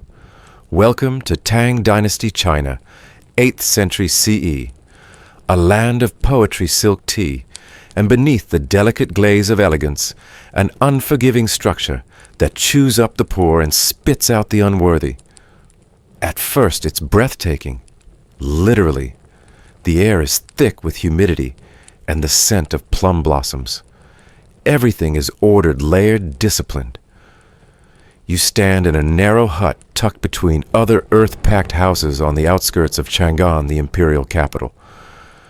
Even here, the outer districts buzz with activity scholars, in crisp robes, officials with scrolls in their sleeves, vendors shouting about fresh dumplings and roasted chestnuts. You're just one of the countless commoners, not a noble, not a merchant, not a monk or a soldier. You belong to the mass farmers, laborers, servants, an essential gear in the empire's massive bureaucratic engine. The first thing you notice, silence is valuable. Speaking too freely here can get you in trouble. Your neighbors whisper, and your father's voice is clipped and respectful, especially when government officials walk past in brocaded silk. The civil service in the Tang Dynasty is powerful and terrifying. And as the son or daughter of a peasant family, you've been taught one thing since you could talk study or starve. Because in Tang China, your only real shot at upward mobility is the imperial examination, the Keiju. It sounds noble. It sounds fair. It sounds like the dream anyone, even the poorest, could rise through sheer intelligence. But here's the dark underbelly. The exam is a labyrinth. You don't just write your name and scribble a few facts. You must master classical Confucian texts, compose poetry in regulated verse, interpret obscure philosophical questions, and pen essays with exquisite structure. And the test. It takes 3 days, locked inside a windowless cubicle alone, with only your ink brush and your thoughts to either save you or drown you. You're not even allowed to leave for food meals or pass through slots. Bathroom that happens right there in the cubicle with a clay pot, and your shame, mainstream historical fact. The imperial examination system, particularly in the Tang era, was indeed meritocratic in theory and brutally difficult in practice. Candidates underwent local, provincial, and national levels, with only the best making it to the top. Those who passed might gain powerful positions in the imperial bureaucracy, but fewer than 1% succeeded. Most failed repeatedly, sometimes spending their entire lives chasing that elusive title of Jinshi, presented scholar. You glance at your inkstone. You have memorized the Analects and the Book of Odes since you were 7. You recite verses while sweeping rice husks from the floor. Your sister hums Tang poetry while stitching cloth. It's drilled into you, literature is survival. But what happens when you fail? What if after years of sacrifice your name doesn't appear on the red bulletin outside the Ministry of Rights? Then you go home and try again. Or you disappear. Some turn to begging, some to crime. Others simply vanish, buried by shame or by suicide. Because in this rigid hierarchy, your worth is determined by a number and a scroll. Scholars still argue whether the exam system empowered the lower classes or simply reinforced elite dominance by favoring those with the means to study. Most agree that although technically open to all, it required resources, tutors, time books that only wealthy families could truly afford. For many, it was a lottery disguised as merit. You head to the fields for now. Even if your family believes in education, the rice won't plant itself. And in this monsoon climate, agriculture is a gamble. Too little rain and crops shrivel. Too much and they rot. You dig with a wooden plow beside your father and grandfather. Sweat rolls down your back.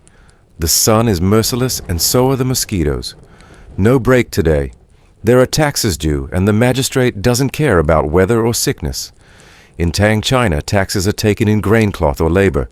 You might be sent to dig canals, build roads, or if you're unlucky, join the conscript army. By late afternoon, your mother ladles out congee made from millet and greens. There's a pickled radish if you're lucky. Meat is rare, eggs even rarer. Most of your calories come from grains and seasonal vegetables.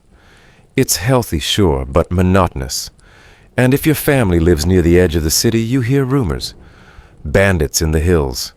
Corrupt taxmen inflating your dues. A neighbor's son was taken last week. Conscripted into a frontier army to fight Tibetans. No one knows if he'll return. The Tang Empire is vast, stretching from the Korean peninsula in the east to the deserts of Central Asia. It's a marvel of administration, road systems, and cultural flowering, but it's also a powder keg. Rebellions smolder under the surface. Eunuchs battle ministers for control of the court. The emperor may be divine, but even gods tremble when the grain shipments falter. At dusk, you walk to the village shrine. Not for worship exactly, but to feel less alone. The candles flicker. A Taoist priest chants softly. His robe has patched his feet bare. He speaks of harmony, of balance, of the Tao flowing like water. It comforts you, for a moment. Then a messenger gallops through the street. He carries orders from the capital. The emperor wants more men for the Anxi garrisons. Your cousin is taken. No time for goodbyes. Quirky historical tidbit. During the Tang dynasty, it was common for elite scholars to compose poems using characters with deliberate layers of meaning, puns, metaphors, and coded political messages. Some poets became legends like Li Bai and Du Fu, whose verses captured both the grandeur and the sorrow of the era. One story tells of Li Bai drunkenly composing poems for the emperor while wearing a moonlit robe, insisting that his genius was powered by wine. Back at home, your father sharpens a sickle. Your mother weeps silently. No one speaks of the cousin. In Tang culture, grief is personal, and endurance is prized. You bow your head and recite a line from the Book of Changes. Fate turns. The cycle continues. That night you lie awake under an oil lamp brush poised over a fresh sheet of paper. You write a poem your own. It's simple. It's raw. But for a moment it gives you power. Tomorrow you'll farm again, or study, or march, or vanish. That's the quiet brutality of Tang China beauty with a blade behind the fan. You open your eyes and the poetry of Tang China fades like smoke. Gone are the lacquered beams, the ink-smeared scrolls, the whispered verses in the shadows of plum blossoms. The world is drier now. The wind is dusty. And the skyline is pierced by the slender minarets of Baghdad. It is the 10th century, and you're in the beating heart of the Islamic Golden Age, a place where medicine, astronomy, mathematics, and philosophy bloom in marble buildings under a sun-bleached sky. Scholars pace the colonnades of the House of Wisdom. Calligraphers swirl verses from the Quran with ink so black it looks like liquid obsidian. And yet, you're not one of them. You're poor, and even in the golden age of Islam that changes everything. You live in the city's fringe where homes are built from mud brick and reeds.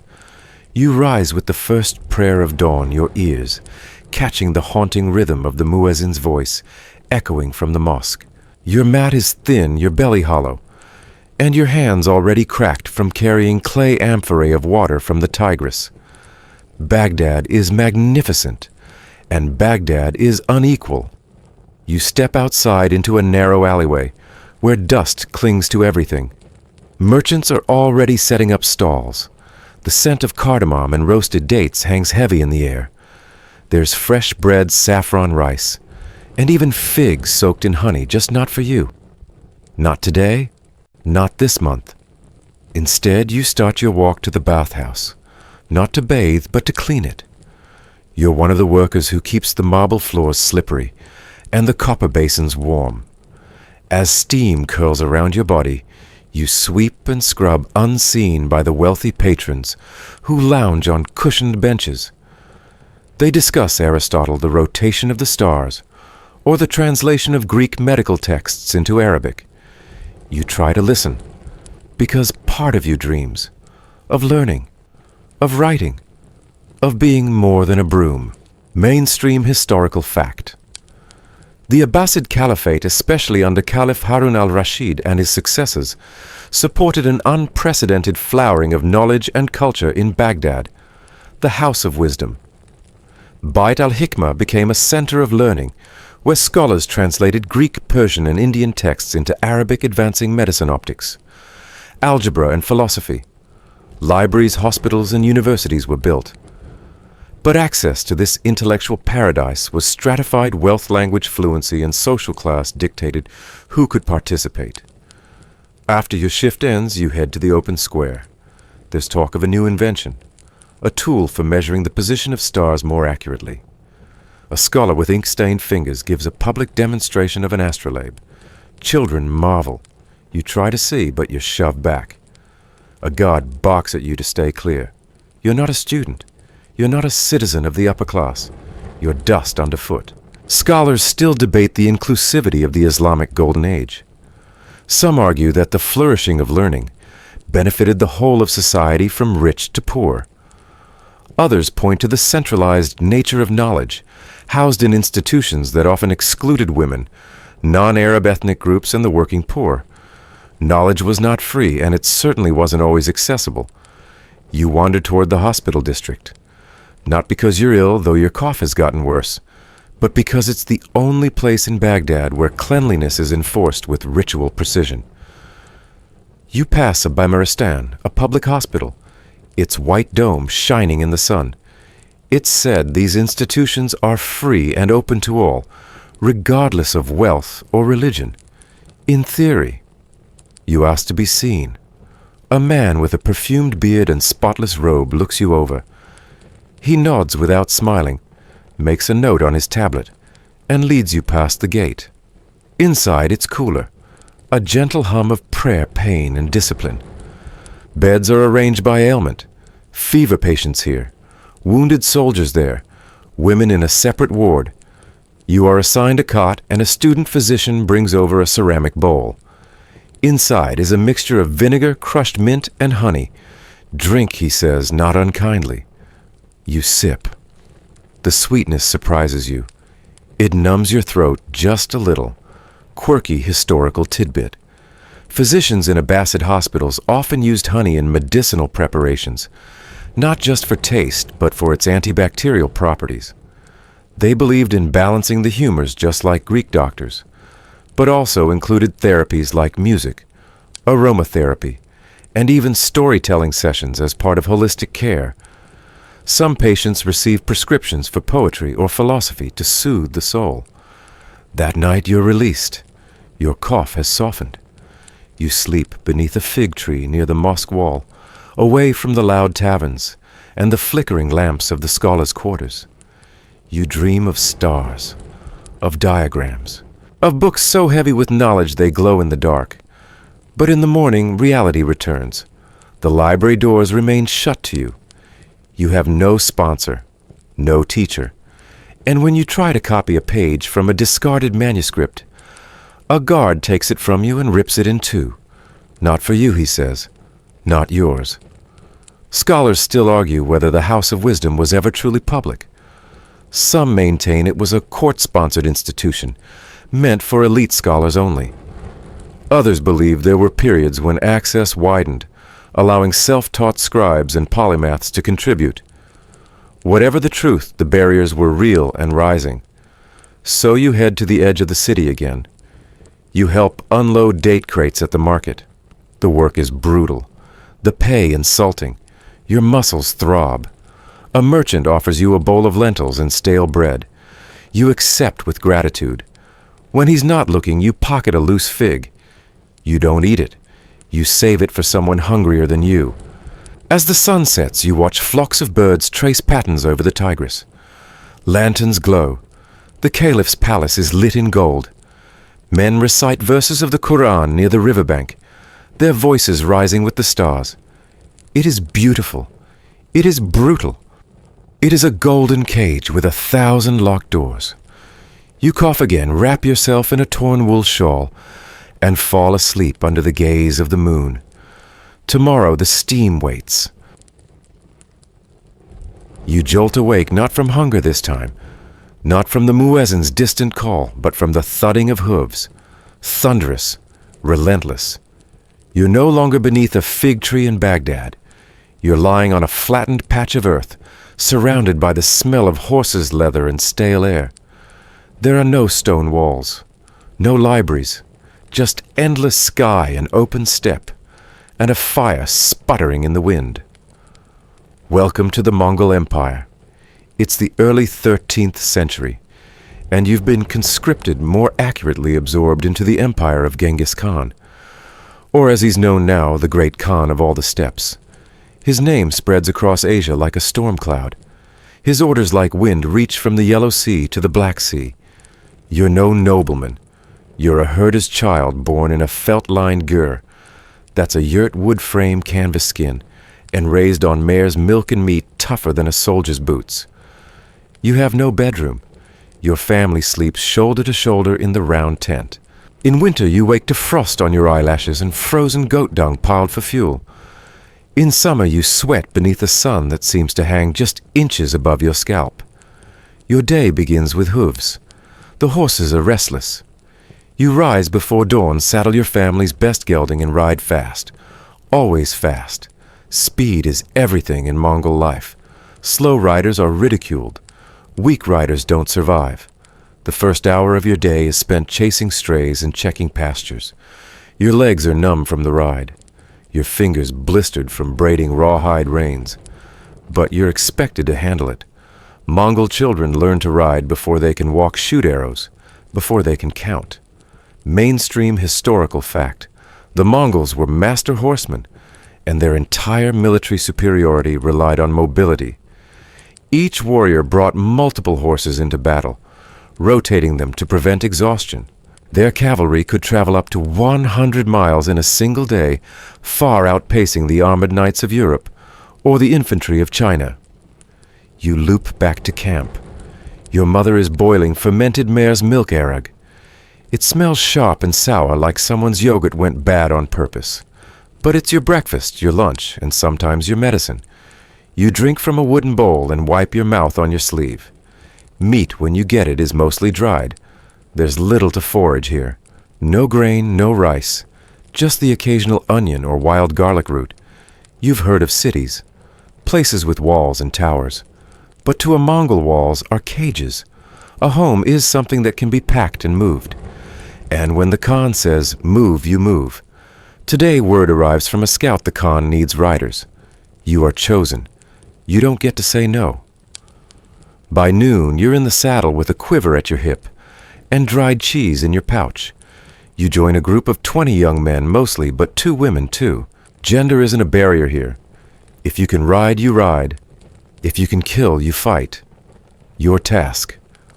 Carry a message across the empire. The YAM system Mongol postal relay is your highway. It stretches for thousands of miles with relay stations every 25-30 miles. You ride hard to one station, switch horses, drink a gulp of salty broth, and ride again. This is how the Mongols hold their empire together. Not with bureaucracy, not with parchment, but with legs of muscle and lungs of iron. You cover 100 miles by nightfall. Your thighs are raw, your knuckles frozen. You sleep in your saddle between stations, slumped forward, dreaming of quiet grass and warm jeers. But the message must get through. Quirky historical tidbit Mongol riders were known to sleep while riding. They developed techniques to balance perfectly holding onto the saddle horn, or looping a foot around the stirrup so they wouldn't fall off.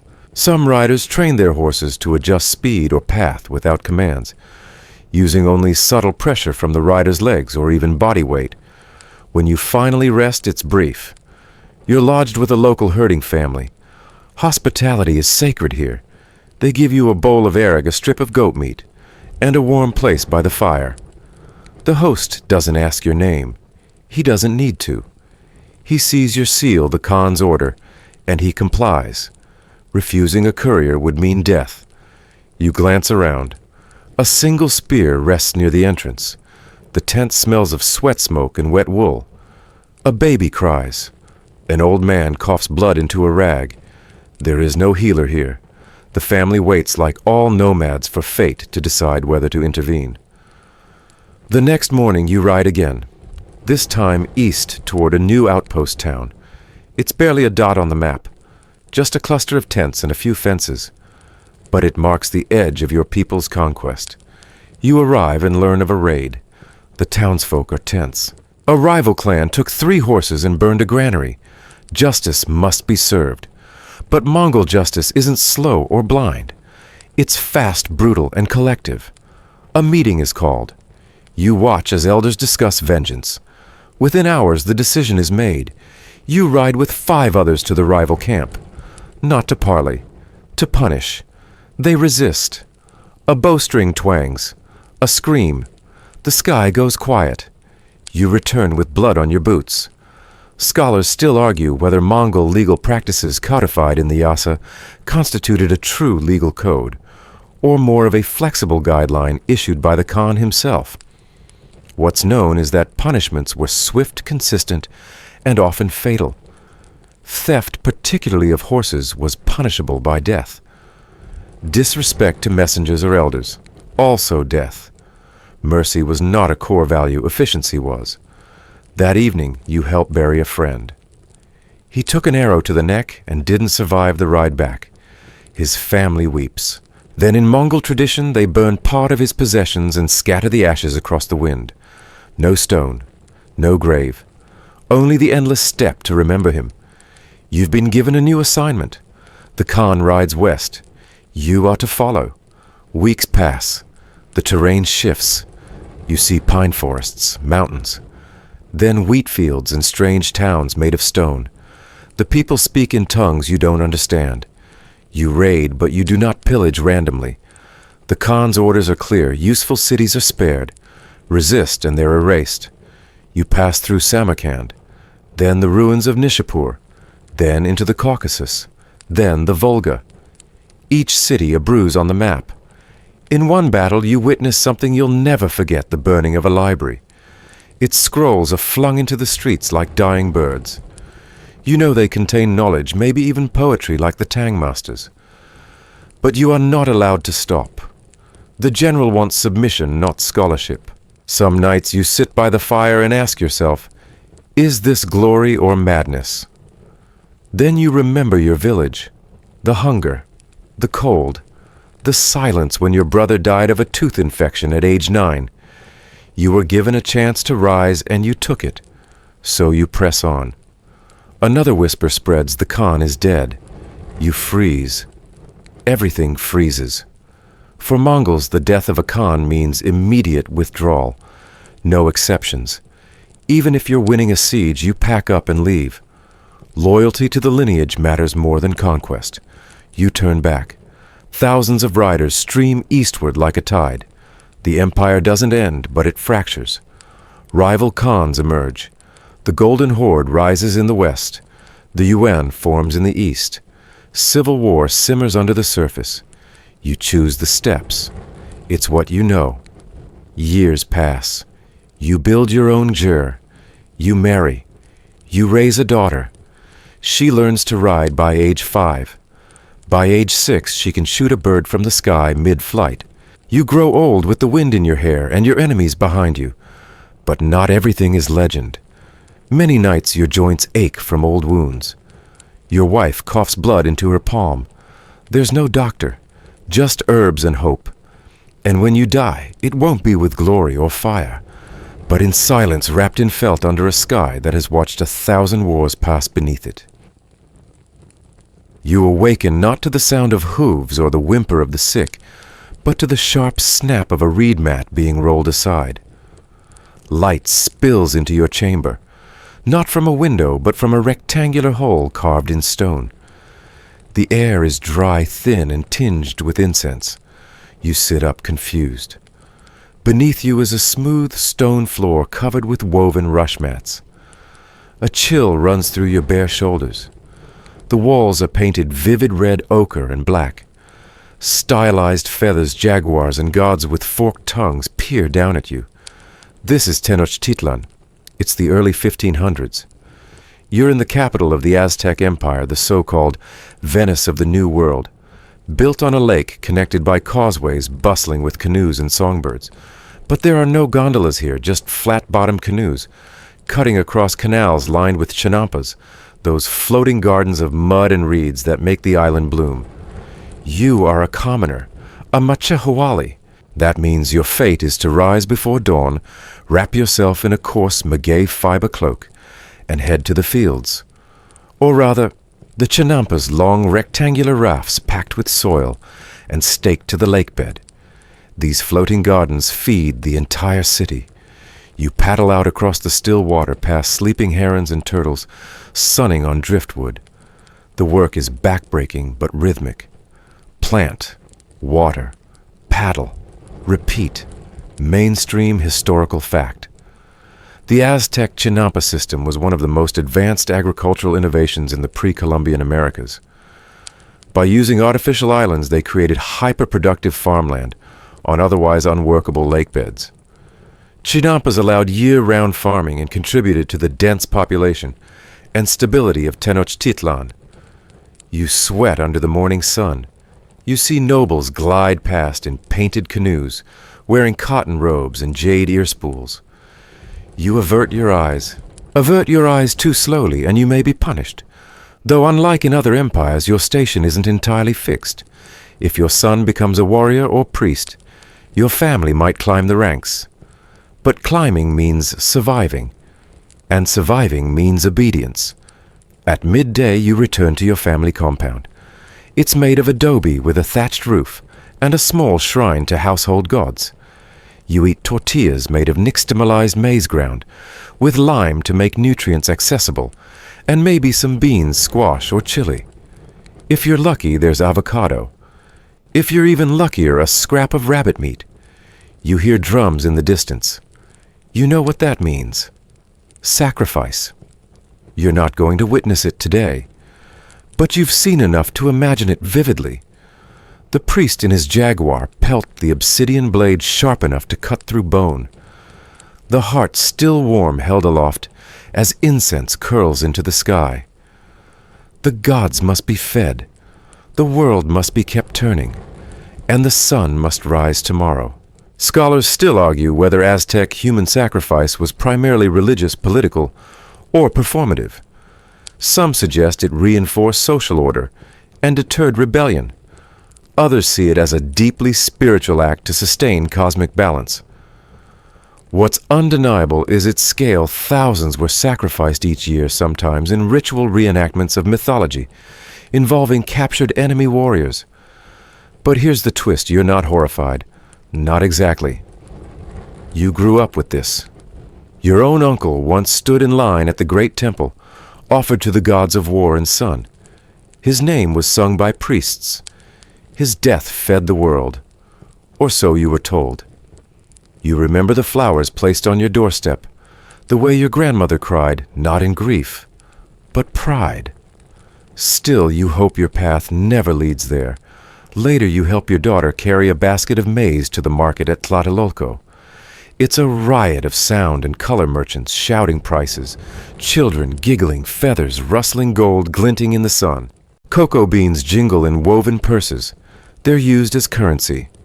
A handful might buy you a small fish. 100 might buy you a slave. You pass rows of skull racks zompantly outside the ceremonial precinct. They don't scare your daughter. She counts them laughing. To her, they're decoration, proof that the gods are pleased. Quirky historical tidbit. The Aztecs used cocoa beans as currency. A single turkey might cost 200 cocoa beans. A tamale about one.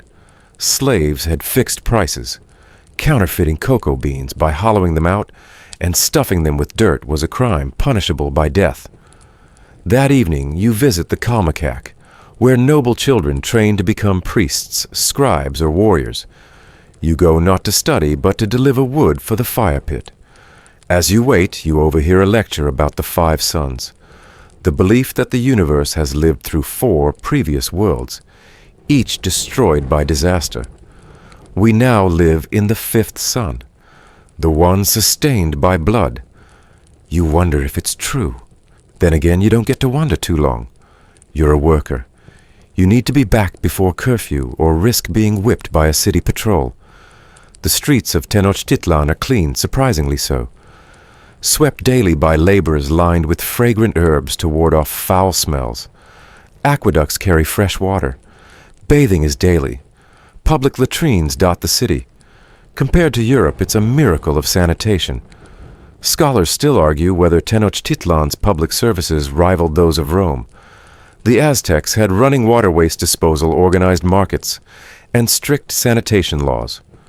When the Spanish arrived, they were shocked, not by the violence, but by the urban planning. Cortés reportedly said the city rivaled anything in Europe. You finally return home. The stars are bright over Lake Texcoco. You eat one last tortilla and kiss your daughter goodnight. She dreams of becoming a warrior. Maybe she will. Some women are trained as eagle warriors too. But you have a sore on your leg that won't heal. You visit a local healer. She examines it by candlelight, murmuring prayers to Tlaloc. She crushes herbs, mixes them with clay, and applies it with a feather. It stings. She ties a strip of cotton around it and tells you to stay off your feet. You nod. But you know tomorrow the Chinampas will still be there, waiting, and you'll still be needed. When you close your eyes, the drums are still beating. Somewhere another heart is lifted skyward. But here, under your reed roof, your own heart continues its quiet rhythm. You are alive. And in the Aztec world, that's a blessing and a borrowed gift. You've survived the cold straw of a peasant's hut in 9th century Europe. You've stumbled barefoot through the mud, to relieve yourself only to find nothing but a damp bush and shame. You've sipped tainted water from a community well, where chickens and cholera share the same space. You've gnawed on rock-hard bread, broken your tooth on a stone, and swallowed down porridge so thin it barely counts as food. You've pulled a plow with your own hands, worked until your skin split, and your reward, a festering wound and a visit to a doctor, who may as well be a butcher with a hobby. You've made it to dusk barely. But don't rest too soon, because your journey didn't end there. No, you were whisked off through story, through imagination, and through the pages of the past into other corners of the world, where surviving even one more day came with its own price. You bathed with Vikings who swung axes as greetings, then learned their soap smelled like onions, and contained animal fats so pungent it could ward off mosquitoes and romance. You visited the Byzantine Empire, where Latin and Greek collided in crowded cities, where bloodletting was medical gospel, and where a heated bathhouse might cleanse you in the morning, but the same water could rot your skin by dusk. You walked the courts of Tang Dynasty China, where the ink of poetry and the pressure of exams weighed heavier than any sword. There, survival didn't depend on muscle, but on your ability to memorize and regurgitate Confucian classics, lest you find yourself assigned to a labor camp for failing the 8th round of testing. In Baghdad's golden age, you saw libraries full of wisdom and alleyways full of the starving. A contradiction so sharp it could cut glass. There were hospitals, but not for everyone. Just as there was knowledge, but only for the literate elite. The rest, well, they suffered in silence. Then you rode with Mongols, where the saddle was your home, the sky your ceiling, and the laws so simple you could sum them up in a single sentence: steal and die. No trial, no appeals. The only court was the one convened with a sword. And finally you stood beneath the pyramidal temples of the Aztec world. You helped tend the Chinampas. You watched the altars stained with sacrifice. You marveled at their order, public sanitation, universal markets, and you recoiled at their chaos rituals, soaked in blood skulls, gleaming in the sun like trophies of a god who always wanted more. Across every age, in every empire, one truth became clear. Survival was never easy. It wasn't just about food or shelter. It was about politics, about religion, about disease, geography, luck cast, and the whims of rulers who could make or unmake your world with the flick of a hand. A mainstream historical fact you've now lived a dozen times over. For most of human history, the average life expectancy hovered somewhere between 30 and 40 years. And that's only if you made it out of childhood. In some places as high as 50. In others, especially during plagues or famines, as low as 20. A sore tooth could become a death sentence. A bad harvest. A village-wide calamity. There were no safety nets, no insurance, no antibiotics. Just the will to live, and sometimes that wasn't enough. But you already know that. You've felt that. Maybe the question now isn't, would I survive? Because let's be honest, you probably wouldn't. Not for long. Not with modern lungs, modern guts, modern hygiene. Maybe the real question is, how did they survive? Because they did. They rose each morning knowing the odds were stacked against them. They worked. They sang. They prayed. They told stories. They passed on names. They buried their dead. And still they continued. In mud and silk, in chainmail or feathers they endured. That's the heartbeat that connects us. Across centuries. Across oceans. The quiet, stubborn beat of survival. Historians still argue whether it's more important to study great leaders or ordinary people, but tonight, in the flickering glow of this journey, it's clear the story of survival belongs to the many, not the few. And so here you are, no longer hungry, no longer frostbitten, just lying there in a bed that doesn't collapse, under a roof that doesn't leak. You're clean, fed, safe. The worst discomfort you might face tonight, a lumpy pillow, or maybe your phone battery dying before the morning alarm. That too is a gift earned by those who came before you. The nameless, the broken, the brave, the ones who didn't make it, and the ones who did so that you could. So the next time you hear someone say they were born in the wrong era, feel free to remind them gently that they probably wouldn't last 24 hours. Because now you know what that really means. You've walked through it. You've suffered it. And now, finally, you can rest. Let go now. Let the fire from the forges fade. Let the drums of Tenochtitlan grow silent. Let the hooves of Mongol horses vanish into the fog of memory. Your body is still. Your breath is slower now. You are no longer clutching a plow in frozen soil, no longer balancing on the edge of a stone aqueduct, nor hiding in a smoky corner of a peasant's hut. You are warm. You are safe. You are here. The world, loud as it was, begins to dim. The blood-soaked altars, the soot-choked streets, the scrolls of the Tang Court all drift into a soft blur. The voices of markets, of messengers, of mothers become echoes wrapped in mist. Even the fears of sickness, of starvation, of steel melt into the night, and what's left stillness, gratitude, a quiet truth. You are the legacy of their struggle. You are the breath they never caught, the dream they never had time to dream, the peace they never lived to see, and now it is yours. So close your eyes. Let the centuries collapse gently. Let the world go dark just for a while, because here in this quiet space, you've already survived enough for one night.